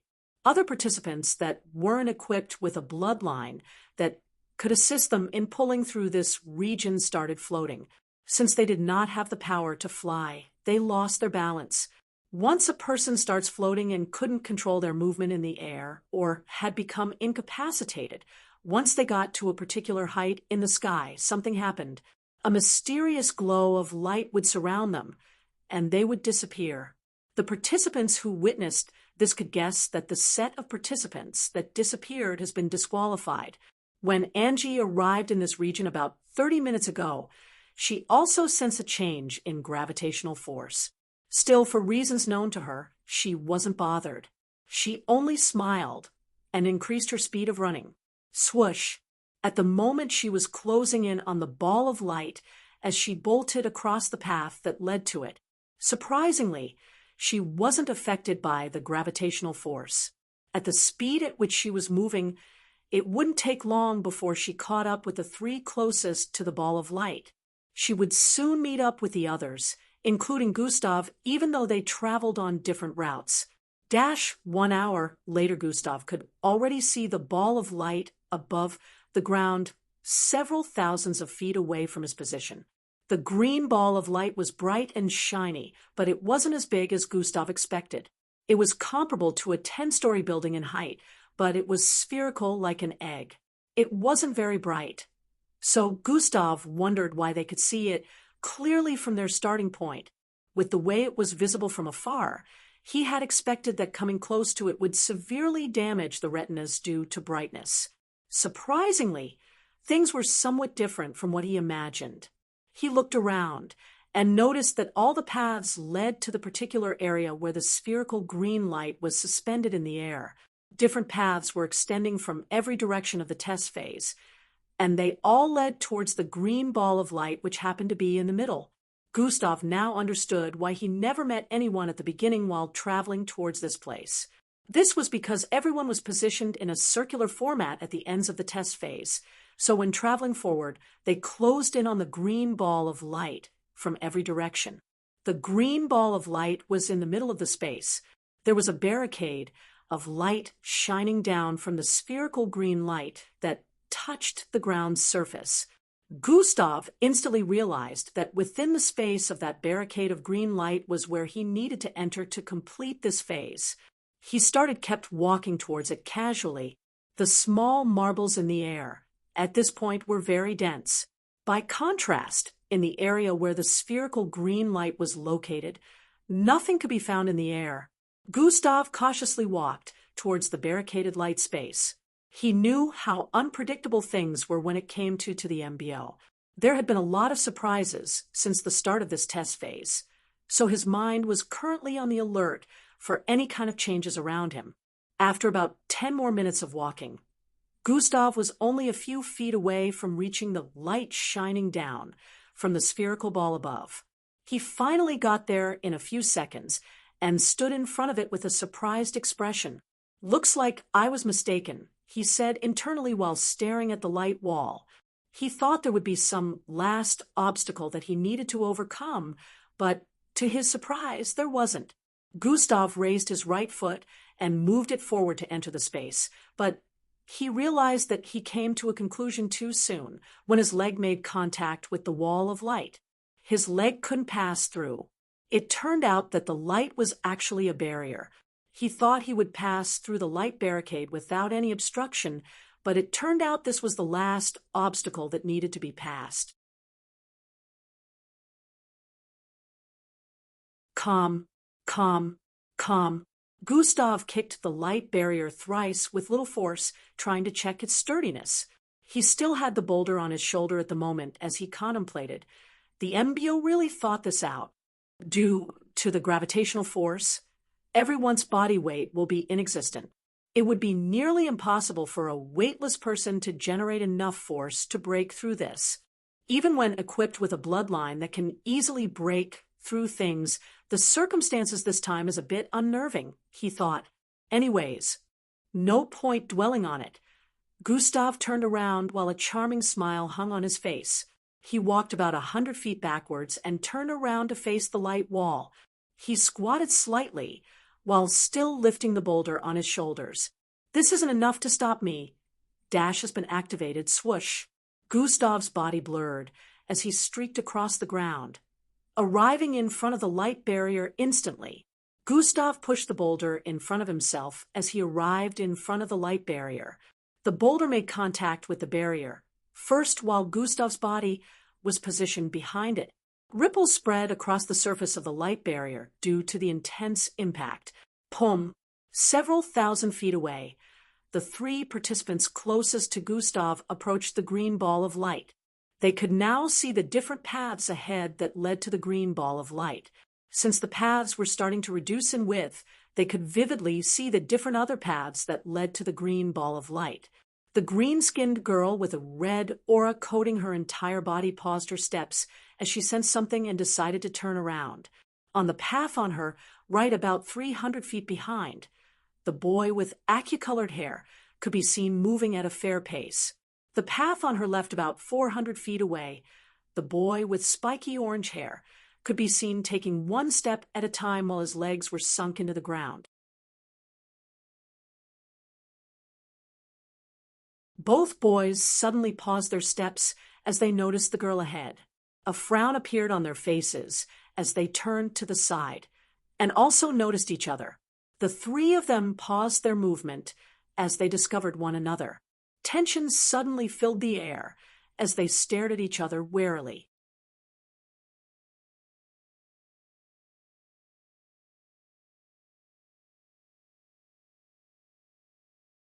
Chapter 179. The three of them paused their movement as they discovered one another. Tension suddenly filled the air as they stared at each other warily. Oi, oi, oi, what do we have here? The boy with the spiky orange hair was the first to break the silence. Timmy, I should have known that it will be you. And you too? I knew you were strong, ha, interesting. He voiced out with a burst of laughter while pointing at the both of them. Eck! I'm surprised you managed to make it here in one piece, loud-mouthed idiot, the green-skinned girl said with a depressed look. Ha! You little cow tail. I acknowledged your strength, yet you call me a loudmouth, the orange-haired boy shouted with a tone of annoyance while pointing at her. Who are you calling a cow tail? Do you wish to die, you shitty-haired Dumbo? She replied while raising her brown tail and pointing it towards the boy. Ha! It's Rhea. In case you forgot, I'm no shitty-haired Dumbo, you cow tail. As both of them bantered amongst each other, Timmy shook his head from the side with a look of pity. Idiots, he muttered softly before he resumed walking forward. I'll kill you if you keep calling me that, you little shit. The red, ore-like energy surrounding the green-skinned girl intensified as she spoke. Not if I kill you first, cow tail, Rhea voiced out as he conjured a giant hammer made of rocks from the ground. Both of them stared at each other intensely. Just as Rhea and the green-skinned girl were about to make a move on each other, Rhea noticed something. Wait, where's Timmy? He asked with a blank look. The green-skinned girl turned towards the side to check, and also noticed that he had disappeared. They both turned and stared ahead. Their faces shone with a look of realization as they discovered that Timmy had gone on while they were busy bantering. That shorty, Rhea shouted out with an urgent look and immediately dashed forward. The green-skinned girl also started running forward the moment she noticed Timmy had gone ahead of them. Rhea's feet were still sunk into the ground to prevent himself from floating upwards. Surprisingly, this time he was able to move faster than before. As expected, the person who had gone the farthest was Timmy, who was more than 100 feet ahead at the moment. Now that he was close to reaching the green ball of light, he did not hold back anymore. His energy was depleting at an insane rate because he was now running. Nevertheless, he didn't mind losing energy as long as he could get to the green ball of light first. In just a few seconds, the green-skinned girl had started closing the gap between them. She was now about 30 feet behind him. She didn't look like she was affected by the gravitational force with the way she was running forward, while holding onto the red sickle. Also, unlike the two boys who had slightly pale faces, she didn't look tired. Timmy turned his neck to the side and looked above his shoulder. Damn. What is she? She only needed a few seconds to catch up? What a monster, he muttered while gritting his teeth after noticing that the green-skinned girl was close to catching up. He increased his running speed, causing a red streak of energy to blaze across the ground. The green-skinned girl noticed that he was starting to increase the gap between them and increased her speed. Both of them seemed to have similar bloodlines due to the similar red energy that coated them as they traveled. However, it was apparent that they had different abilities. Damn it, I just had to be in the same group with these monsters. Rhea voiced out with a dark face as he stared at both of them ahead. He was more than 80 feet behind them. Ah, I cannot accept being the loser here. Rhea shouted out with a look of determination as the ground boosted his speed. It was hard for him to control the ground here. So sweat started dripping from his forehead as he forcefully manipulated the ground. As seconds passed, he slowly started to catch up to them, but his body was already trembling from a loss of energy. Hiya! His face shone determination and fierceness as he screamed out. The green-skinned girl finally caught up to Timmy after a while. At that same time, they were about 3,000 feet away from the light wall that extended from the green ball light above. Immediately, they saw the space within the wall of light ahead. They instantly figured that they needed to get inside the space to finish the test. The girl slowly started surpassing Timmy. She turned her face to the side and stared at him for a few moments before accelerating again. Timmy gritted his teeth and muttered, "I'm getting there first." After saying this, he pushed himself forward. It became like a game of tag. The green-skinned girl would accelerate and surpass Timmy for a moment. Then Timmy would use more energy to push himself forward, catching up with her.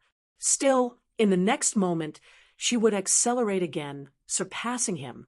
He would once again push himself forward by using more energy. Timmy's face was starting to become paler and paler as they closed in on the wall of light ahead. Rhea was already catching up to them and was only about 15 feet away when they crossed the 2,000 feet mark. They were now about 1,000 feet away from getting to the light.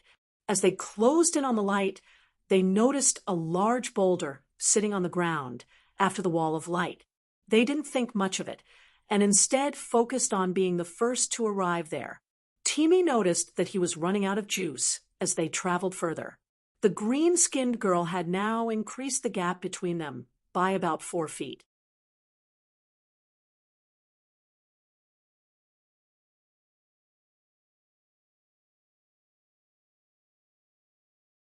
Chapter 180. Timmy noticed that he was running out of juice as they traveled further. The green-skinned girl had now increased the gap between them by about 4 feet. He struggled to close the gap, but he couldn't because he was almost out of energy. At this point, they were only about 200 feet away from the wall of light, and it would only take a few moments for them to arrive in front of the light barrier. Timmy screamed out as he coated his knuckles in red energy before swinging them towards the back of the green-skinned girl. She sensed the attack coming from behind and turned around swiftly while placing her sickle in front of her. Bang! Timmy's fist slammed into her sickle, sending her several feet backward. As the sickle lost its glow, just as she stopped sliding backward, Timmy lunged towards her once again. "I'm getting there first," he voiced out as he arrived in front of her and swung out his fist again. Swoosh! The green-skinned girl turned her body towards the side and swung the butt of her sickle upwards. Bam! Her sickle slammed into Timmy's right arm, causing it to flail upwards. She spun her sickle around and slammed it into Timmy's chest, sending him flying. Bang! Timmy landed on his back several feet away. The green-skinned girl was about to turn around and continue her journey when Rhea arrived in front of her. He swung the large rocky hammer he created from the ground towards her. Shing! Shing! She swung out her sickle twice in response, and the large 3 feet rock-like hammer was instantly divided into 3 halves. Before Rhea could regain his senses, the green-skinned girl had already jumped into the air, and her right leg was currently swinging towards his face. Rhea quickly raised his hand up to protect himself. However, Immediately, her right foot made contact with his arm. He realized that this girl shouldn't be trifled with. Bang. Arg. Rhea screamed out as the kick sent his hand out of the way, and her leg slammed into his left cheek. Blood spurted out of his mouth as his body traveled in an arc across the air. How is she so strong? Rhea said internally with an expression of pain and disbelief before slamming onto the ground. Humph. The green-skinned girl exclaimed with a disappointed expression before turning around to start walking towards the wall of light. I won't let you, Teamy jumped up after voicing out. Neither Cowtail nor Teamy will be the first to get in. I will go in before you both. Rhea shouted out and forcefully pushed himself up also. The green-skinned girl turned around to face them. These little shits think they're so great now. Huh? She said with a repressed look while conjuring another large sickle made of red energy in her left hand. She raised them and pointed at them both. The three stared at each other for a few seconds. However, just as they were about to lunge towards one another, they sensed something in the distance. Ha! Teamy and Rhea exclaimed at the same time. But just as they turned around to check what was going on, a silhouette streaked past them. Swoosh. The green-skinned girl only caught sight of silver and pink-colored hair before the person dashed past her. The speed was too great for any of them to react on time. Before they could regain their composure, the person had arrived at the light barrier. Troyan. The barrier rippled like waves as the person's body pushed through it. It expanded like rubber before the person finally passed through it. The three of them stared with looks of disbelief as the person arrived on the other side. They seemed speechless. All the banter and fight had been for nothing. She beat us to it, Teamy said internally with a conflicted look. Damn it, see what you both caused. Rhea shouted out with an annoyed look. Just who is she? Teamy stared at the person who arrived inside the light wall before them.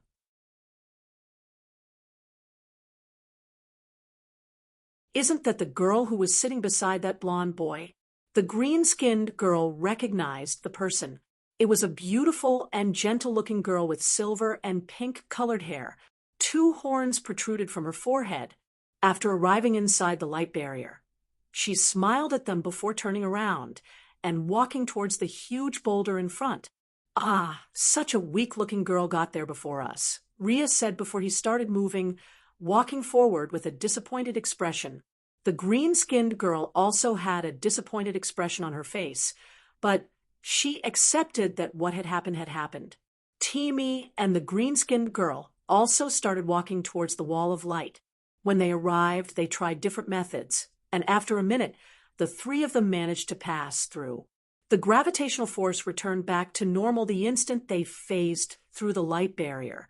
Rhea pulled his feet out of the ground and sighed in relief.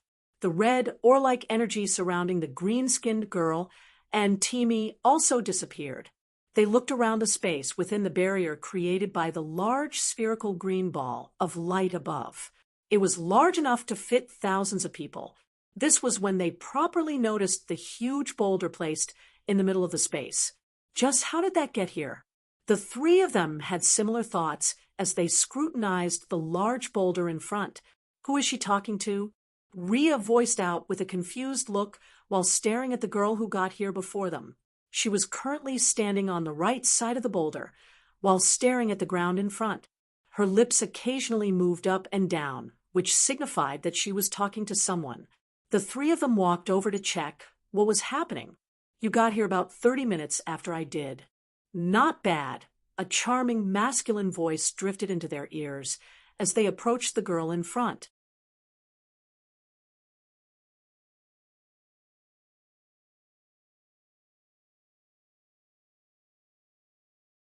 Chapter 181. You got here 30 minutes after I did. Not bad. A charming masculine voice drifted into their ears as they approached the girl in front. Disbelief was written on their faces as they approached the boulder and spotted a familiar figure. A masculine blonde-haired guy with playboy-like charms was sitting in cross-like position on the ground behind the boulder. It's you? The green-skinned girl muttered with a look of disbelief while pointing at him. It turned out that this person looked familiar to them. Impossible, Timmy muttered as he stared at the boy with wide eyes. How did he… You… Rhea was also shocked. The three of them had widened eyes comparable to that of saucers, especially after hearing his statement earlier. 30 minutes late, they now realized that even if one of them managed to pass through the light barrier before the girl, they would not still have been able to reach the light first. How in the world did he manage to pull that off? Ooh, does he have something to do with the boulder placed here? Timmy stared at the huge boulder that was the size of a truck. It was extremely difficult for him to accept what was coming to his mind at that moment. However, the evidence was right in front of them. They hadn't noticed him sitting behind the boulder because of its massiveness. This person was obviously Gustav, who had gotten to the light source a while ago, and the girl who arrived here afterward was Angie. The three of them remembered Gustav's elegance and strong aura of confidence that always radiated around him. Inside the hall, where they did their registration, no one could take their eyes off him when he started walking towards the front. He had left quite a deep impression on them, and now they had confirmed it with their eyes why he had such a strong aura of confidence. But they still wondered how he did it because, based on their calculations, Gustav shouldn't have been able to pull this off if they were correct with their thinking. You carried this all the way out here, right? The green-skinned girl pointed out while staring at Gustav, who was still speaking to Angie. Gustav slowly turned his face away from Angie and towards the three on the side. And what if I did? He asked with an expressionless look. The three of them eyes widened again. Although Gustav didn't answer, his rhetorical reply was him practically saying yes, and who cares? Rhea turned to stare at the boulder and turned back to stare at Gustav. Do you have a bloodline that gives you the ability to manipulate rocks? He asked. Rhea was hoping Gustav would say yes, because that would explain this absurdity. He couldn't even lift a boulder of this size and mass more than 2 feet up. Even though his bloodline gave him the ability to control rocks, he couldn't manipulate one of this size. It would be humiliating for Gustav to say he lifted it with just brute strength. So Rhea hoped Gustav would say yes, but to his disappointment, he heard the opposite. No, I don't have such a bloodline, he replied, and proceeded to keep talking with Angie. Rhea was left standing there with a shocked and conflicted expression. He opened his mouth wide, but no words came out of them. They already sensed earlier that this might have been the case. Still, even after confirmation, it sounded ridiculous to them. Although they knew that the gravitational force would make the boulder lighter, the farther Gustav traveled. However, it would take a lot of walking to reach the distance required for that to happen. Also, just lifting the boulder a few centimeters off the ground won't be easy because they could tell that it weighed over 15,000 kilograms. I could sense that he was strong, but I didn't expect it to be to this extent. The green-skinned girl stared at Gustav with a dumbfounded look. How did you do it? Timmy asked. He could tell Gustav's reason for doing this was to counter the gravitational force. Still, he wondered how someone would think of doing such a thing even if they had the strength. Yes, how did you do it? How? Rhea hadn't regained his composure and screamed out his question. Why are y'all so noisy? Can't you see that I'm having a conversation here? Gustav stared at him with a look of annoyance as he spoke. Flinch, flinch.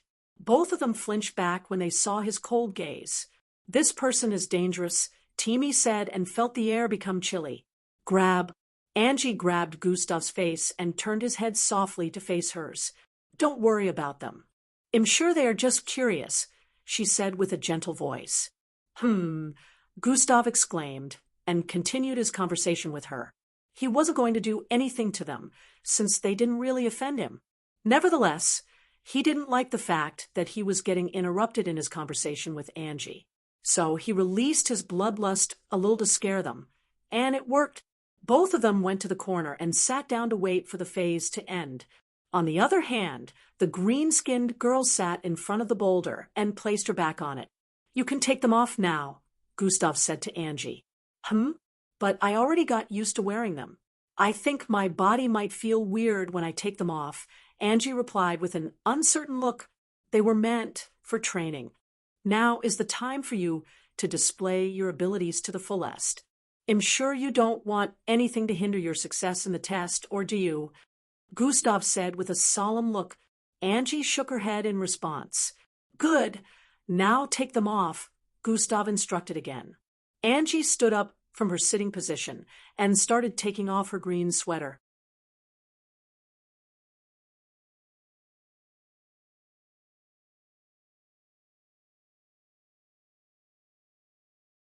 Chapter 182.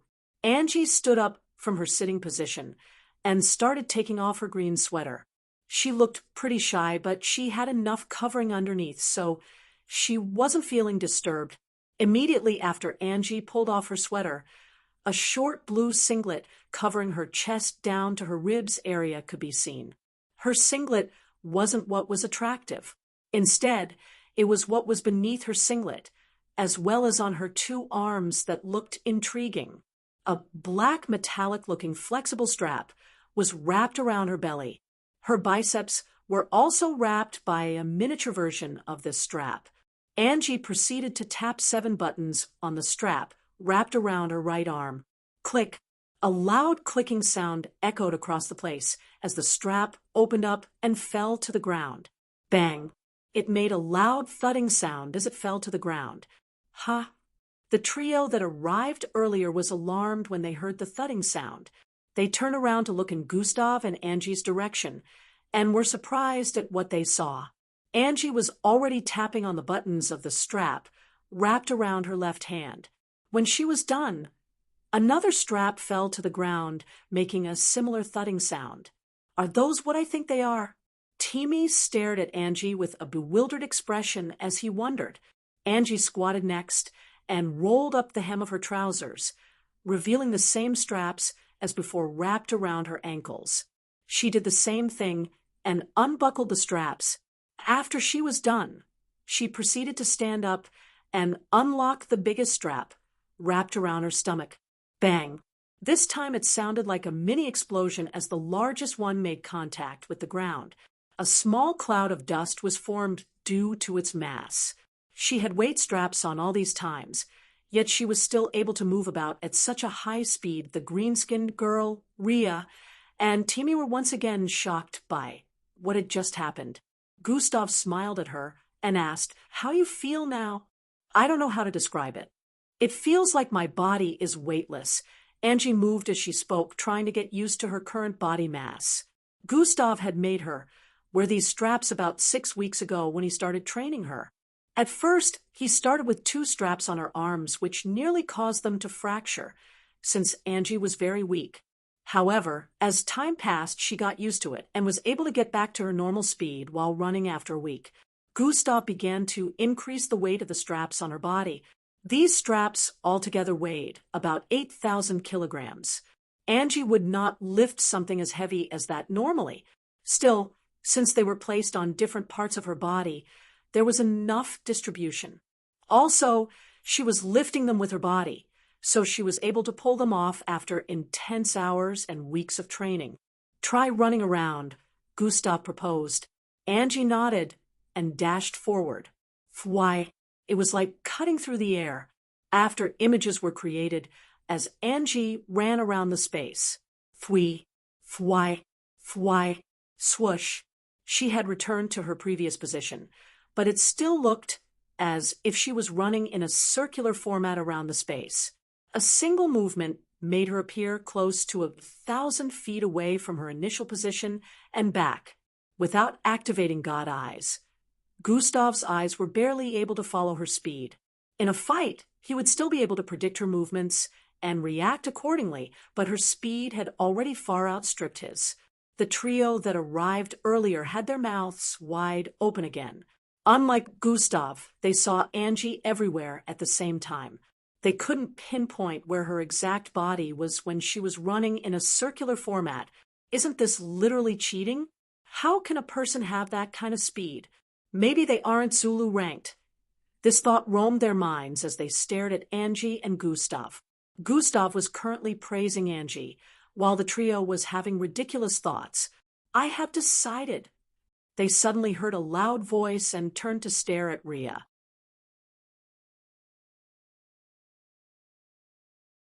I will not let you both surpass me in the next phase. Ha! Rhea shouted out while pointing in Gustav's direction and laughing. Gustav stared at him for a few seconds before sitting down once again.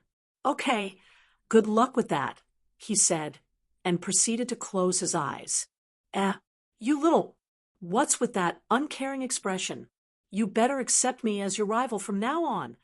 Rhea shouted out once again, but Gustav ignored him. Timmy, you're no longer worthy of being my rival. As from now on, he is my rival. Rhea shouted out again. TCH, he's my rival. You're the unworthy one here, Timmy said with a muttered. That was how an argument began between the both of them. Boys. The green-skinned girl shook her head with a look of disappointment. What is he doing? She muttered with a low voice while staring at Gustav, who happened to be closing his eyes. Let's not disturb him right now. He was at a crucial point, channeling his bloodline before we all arrived here, Angie answered, and proceeded to walk forward to sit in front of the boulder. Oh, the green-skinned girl exclaimed with a surprised look. He can channel his bloodline in such an environment? The green-skinned girl was surprised because while channeling bloodline, a mixed blood needed a place with no disturbance for it to go smoothly. The room temperature must be at a particular point. This environment was lacking in all the compulsory aspects. However, it didn't seem like Gustav was experiencing any form of discomfort, unlike how it was supposed to be. The green girl proceeded to sit down beside Angie. Angie, what's your name? Angie initiated a conversation with the green-skinned girl. Glade, she said while stretching out her hand towards Angie.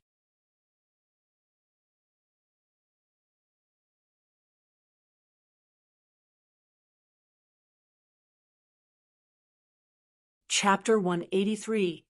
Glade, she said while stretching out her hand towards Angie. Angie received her hand and shook it gently while smiling at her warmly. Gustav had been channeling his bloodline for the past 2 hours now. He started channeling his bloodline before Angie, and the rest arrived within the barrier of light. Later on, 7 other participants arrived within the light barrier, and some others were still outside trying to break in. Gustav's consciousness was currently within his body at the moment. 4th step seems so simple, yet so complex. Looks like I might not be able to get there today. Still, at least I'll make sure I saturate my original bloodline well enough to prepare for the time of breakthrough, Gustav said internally. His genetic transforming bloodline was currently bubbling insanely within his body. He had gotten to the 3rd step several weeks ago with his original bloodline. By contrast, he had gotten atomic disintegration, beast transformation, and gravitational energy container to the 1st step. Gustav's mind wandered to several weeks back. After Gustav sneaked into the disciplinary committee's teacher's office, he spent the next 2 days channeling his bloodline. His original bloodline was already at the 2nd step at that time, and he only managed to get beast transformation bloodline to the 1st step. He still had 2 more to channel to the 1st step. After 2 days had gone by, he headed for Delta Labs, which happened to be the lab where he sold corpses of mixed breeds. Although selling those corpses and making more money was important, Gustav was headed to the lab for a more important reason this time. Mr. Lon would also be visiting the lab, and he needed to see what Mr. Lon was up to. If he could get any clues that pointed to the disciplinary committee as the culprits of the kitchen explosion, he would know what to do next from there. He had been tapping their phone lines for the past 2 days, but he didn't get any incriminating evidence from their phone calls. The only thing he figured out was the name of the person Mr. Lon would be meeting today. Ebunalua. Gustav felt that the name sounded a bit familiar. However, when he linked it up to what he remembered, it didn't make any sense. So He decided to just head there and see how things went. Mr. Lon was headed there by 2 p.m., so Gustav had to leave school. He visited the bathroom and transformed into his alias. Gustav changed into a 6-foot muscular-looking man with rough brown beards and a bald head. His skin was a bit tanned, and he looked quite menacing. Gustav had gotten access to the city records and checked for the person he was currently using. His alias used to be a hunter, but he happened to have left the city some time ago. So, Gustav decided to make use of his identity for selling the corpse of the mixed breeds. Gustav felt that even if his fake identity was compromised, he could just transform into another. Gustav headed to the lab before Mr. Lon did to wait for him. He arrived there 5 minutes before Mr. Lon. He waited at the reception area, acting like he was expecting feedback from a worker there or something. The lab was truly a run-of-the-mill type of lab. It was a small bungalow building, and the reception area was quite small. Gustav had been to one of their morgue rooms before, so he knew that some of their equipment was also kinda outdated. Gustav sat and waited till Mr. Lon walked in. The staff started greeting him the instant they noticed him, but he ignored them and headed for the corridor on the right end side of the reception. While heading there, a dark-skinned man in a lab coat came out from that passageway and met with Mr. Lon. Mr. Lon paused his steps when he saw this man, and they said a few words to each other before turning around to head for the passageway. Gustav's eyes widened. The moment he saw the man that met with Mr. Lon, he recognized him.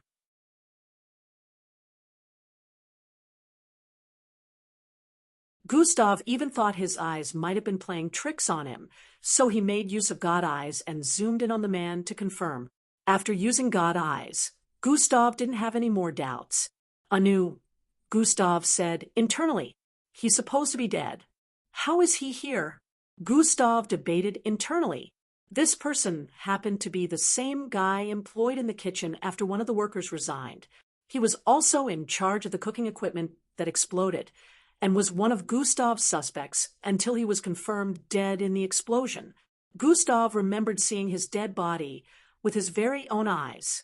So, he couldn't understand why the same person was standing here alive, hale and hearty, conversing with Mr. Lon. How in the world is he alive? I need to get to the bottom of this, Gustav thought with a look of resolve before standing up and heading towards the passageway. "Mrs. Gonlaz, am going in to meet Mr. Ollie for the purchases," Gustav voiced out with a thick masculine voice when he arrived before the receptionist. She stared at him and smiled while nodding. Gustav nodded back and walked into the passageway on the right.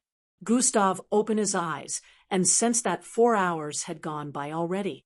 "Next time, it'll definitely reach the 4th step," Gustav said internally while standing up. At that moment, there were close to 300 participants inside the barrier. Most of them looked like they had run out of energy. This was to be expected since a lot of them did not eat the previous night.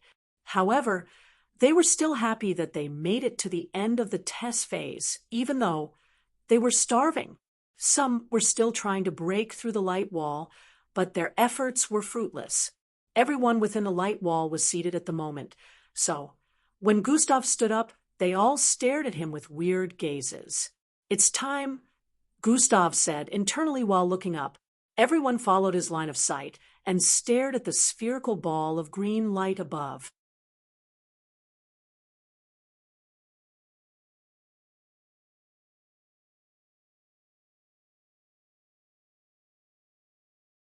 Chapter 184. "It's time," Gustav said internally while looking up. Everyone followed his line of sight and stared at the spherical ball of green light above. The next thing they saw was underneath the spherical green light ball open up, and everyone within the space was sucked into it. SSHHHSSSH.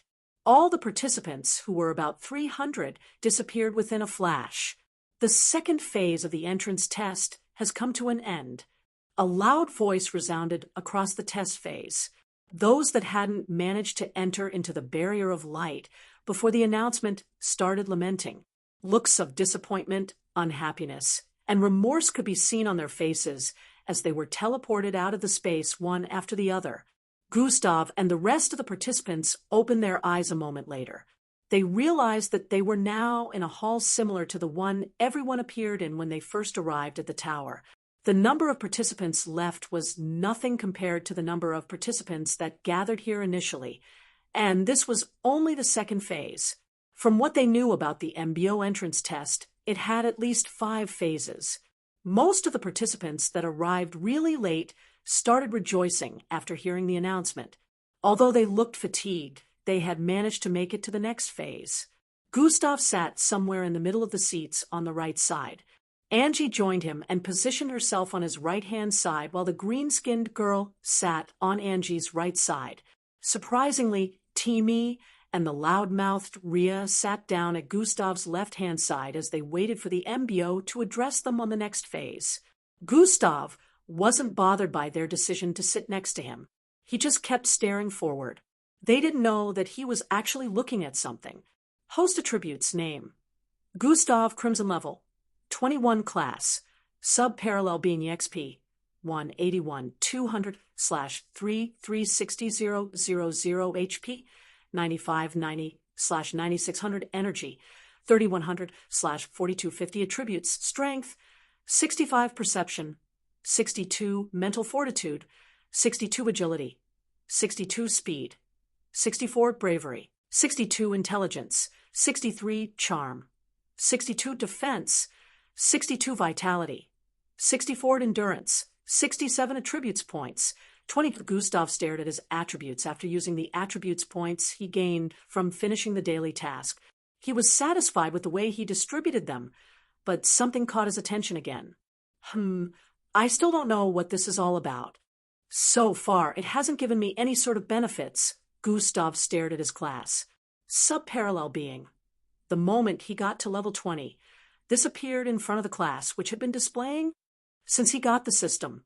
Gustav had been trying to figure out if there were any perks to this development. However, he hadn't noticed any changes or boons.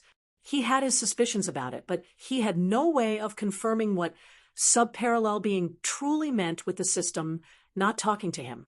While Gustav's mind was still in a state of conflict, Gradier Xanatus appeared with a bright flash of light in the middle of the hall. Well done for making it this far. His voice reverberated across the room. The hall quietened, and everyone focused on Gradier Xanatus as he continued speaking. As you all know it, the second phase has come to an end, and you all managed to pass.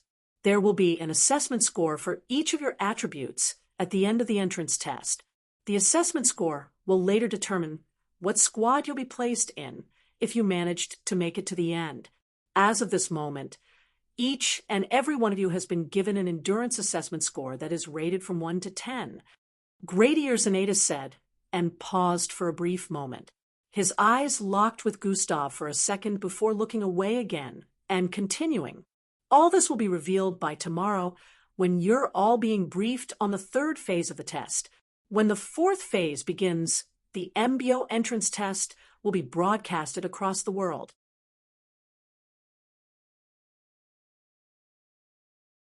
There are chances that some of you will gain endorsements from different entourages if your performance is considered great.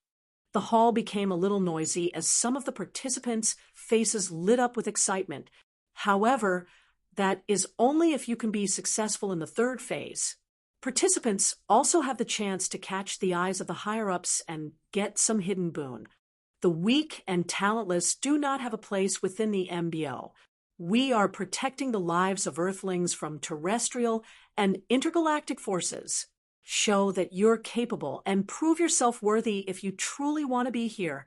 Gradier Xanatus voiced out with an authoritative tone. The participants were fired up by his statement. Some even forgot about their hunger for the time being as their faces lit up with determination. You will be given 12 hours break to refresh and replenish your energy. Lodges are available for you to rest based on the number of your badges. Also, the feeding lounge is open to you all, and you can get something to eat before going to bed. Gradier Xanatus said. Your badges are also equipped with a map of this floor. No one is allowed to go below or beyond this floor. Everything you need is available on this floor. Gradier Xanatus added before concluding, your time has started, so you all have less than 12 hours to freshen up. Zing. After Gradier Xanatus finished saying those words, he disappeared with a flash of bright light. Chatter, chatter, chatter. The room became noisy the moment Gradier Xanatus disappeared. Everyone looked around for places they were supposed to head to. This particular room was very large, but they could see the walls surrounding it. They began to wonder how they were going to leave. Grum, grum, grum. 3 different openings suddenly appeared on the east side of the room. The 3 openings were as large as 400 feet, so everyone could see the corridor it led to. They didn't need to be told to understand that the passages led to different parts of the floor they were currently on.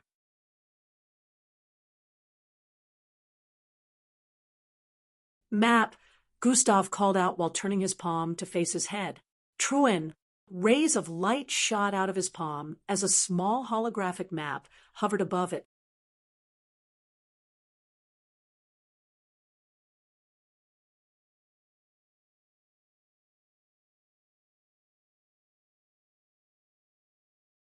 Chapter 185. Map, Gustav called out while turning his palm to face his head. Truin. Rays of light shot out of his palm as a small holographic map hovered above it. Whoa. The entire hall turned to stare at Gustav after noticing the holographic map hovering over his palm.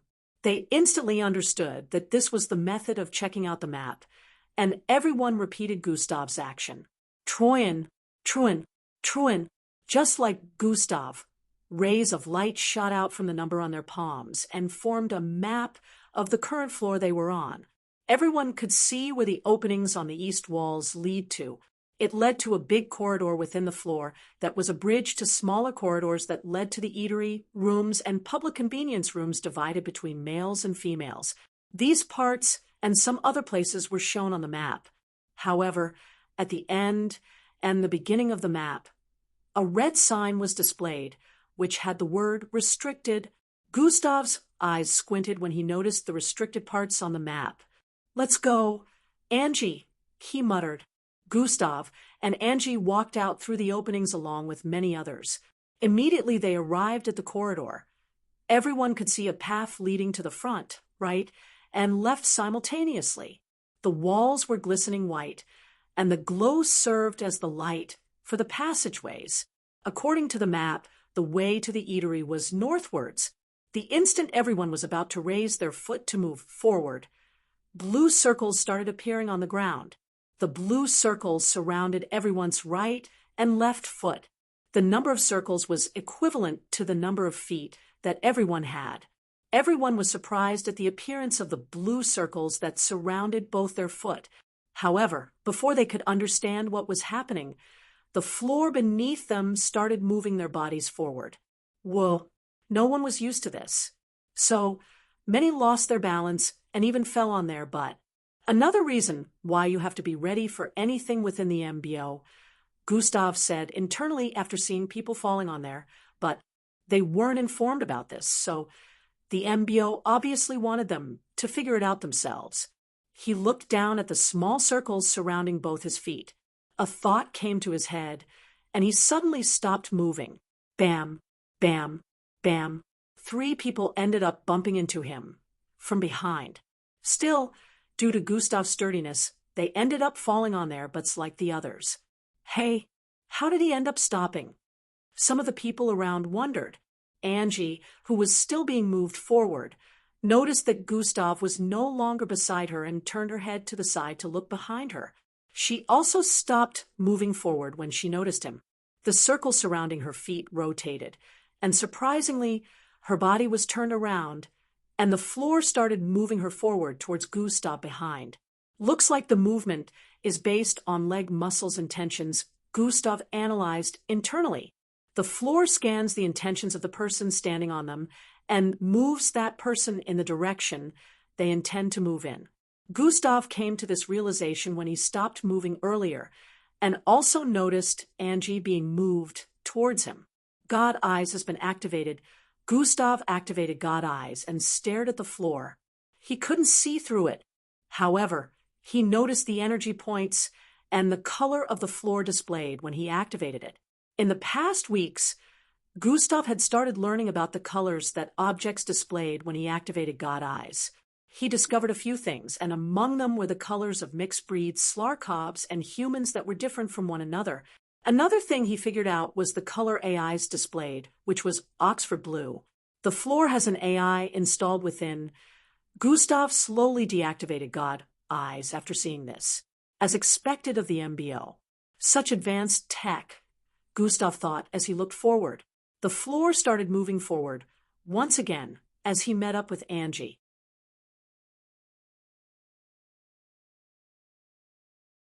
Several minutes later, Gustav, Angie, and some other participants had arrived in the eatery and had ordered their desired dishes.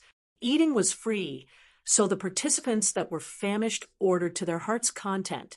The eatery was pretty large. It was able to contain 1,000 people.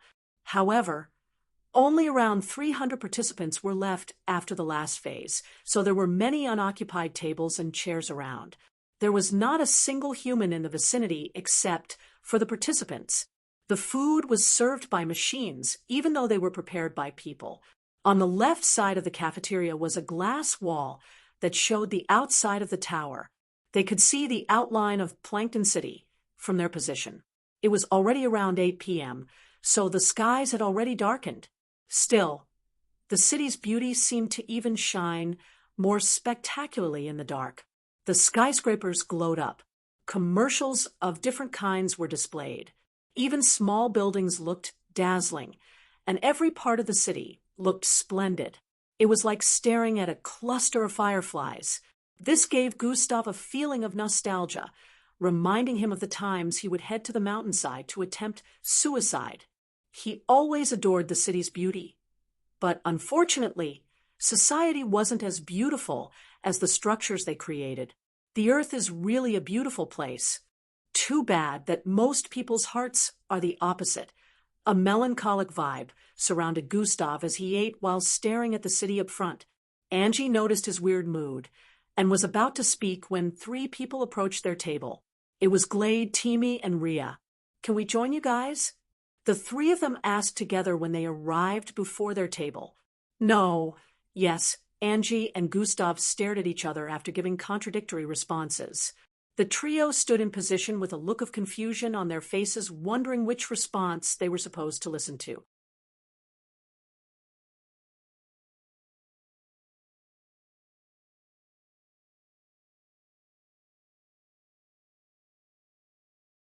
Chapter 186. The trio stood in position with a look of confusion on their faces, wondering which response they were supposed to follow. Angie stared at Gustav with a pleading look. Whatever," Gustav muttered while turning his face away from hers. He continued eating his food. After the short drama, the trio took his statement as silent affirmation, so they proceeded to sit in front of both of them. "Why are you so grumpy? Man, you should learn to cheer up." Ria pointed at Gustav and voiced out immediately after taking his seat. Gustav stared at him like he was retarded and replied, "I just don't like nuisances, Ria." "Timmy." "Glade." After saying that, Gustav resumed eating casually. You, who are you calling a nuisance?" Ria pointed at him with trembling fingers, but Gustav just ignored him. "We should really have a go at it. I'm going to knock that pride out of your skull." Ria jumped up after voicing out. "Calm down, you idiot. It's not like you can defeat him," Timmy said. "AK, you're right." Ria sat down with a crestfallen look and stared at Gustav while taking a bite from his plate. "You may be strong, but I will become stronger than you soon." Ria pointed his spoon at Gustav while speaking and gobbled down the food he put in his mouth. "Muscle brain idiot," Glade muttered from her position. Who are you calling me a muscle brain?" Ria shouted out again, but Glade ignored him just like Gustav and initiated a conversation with Angie. "What's your reason for trying to join the MBO?" Glade asked after around 30 minutes had gone by. The participants were slowly starting to leave the eateries searching for their rooms. According to the words of Great Ears Annatus, everyone had a room that can only be accessed based on their badge numbers. They followed the map to the lounge area, located on the southern part of the floor. It was also the area with the largest space on this particular floor. Gustav headed with Angie and the trio. After some minutes, they arrived in that area with a very long and spacious corridor that extended as far as the eyes could see. Doors were on the left and right sides of the walls. Each of the doors had numbers on the top right corner. The participants stared at the number on their palms while looking at the doors as they walked across the corridor.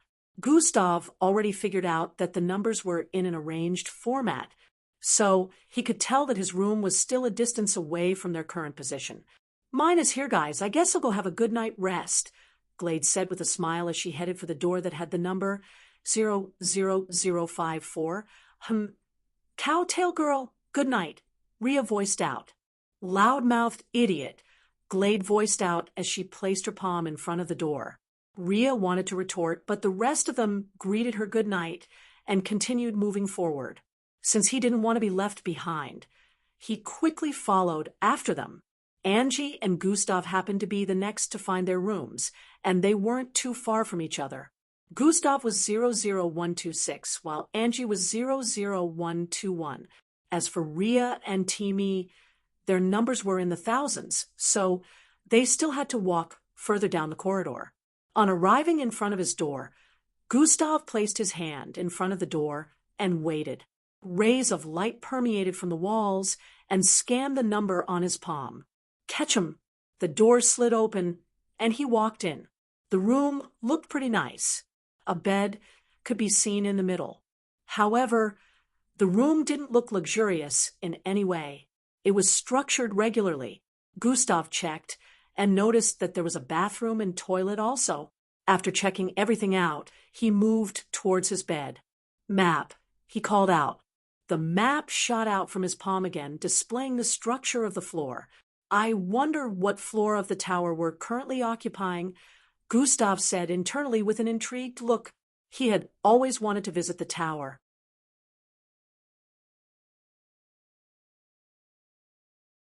However, even after coming here, it still had a lot of mysteries surrounding it. Gustav was still intrigued about the height of the tower. Still, so far they hadn't been told anything about the tower. "I'll check out the training room before the start of the next phase." Gustav spotted the training room on the center of this floor on the map. He decided to check out the next morning to complete his daily task because he had no idea what the next phase was going to be about. He had thought about checking out the restricted areas so he could infiltrate other floors in the tower. He immediately threw that ridiculous thought to the back of his mind. There was no doubt that the floor was under heavy surveillance. If Gustav tried anything, he would be found out immediately. There was no guarantee that he would actually be able to pass through the restricted areas successfully. In his head, he had a 50% chance of successfully infiltrating other floors without getting caught, but he decided not to risk it. If he managed to join the MBO, he would be able to go wherever he wanted without restrictions, so he decided to focus on that. The next morning, everyone woke up to the sound of the alarm. An alarm resounded in everyone's room, waking them. A holographic projection gave them instructions to head back to the hall where they were addressed by Great Ears Annatus earlier. Gustav was among the first to arrive there because he performed his daily tasks within the training room when the alarms rang.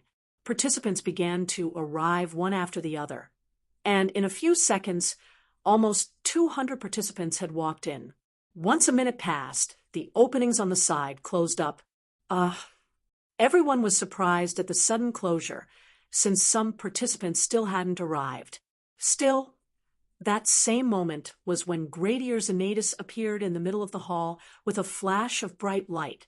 "Those that failed to arrive here within a minute have been disqualified." Gasp.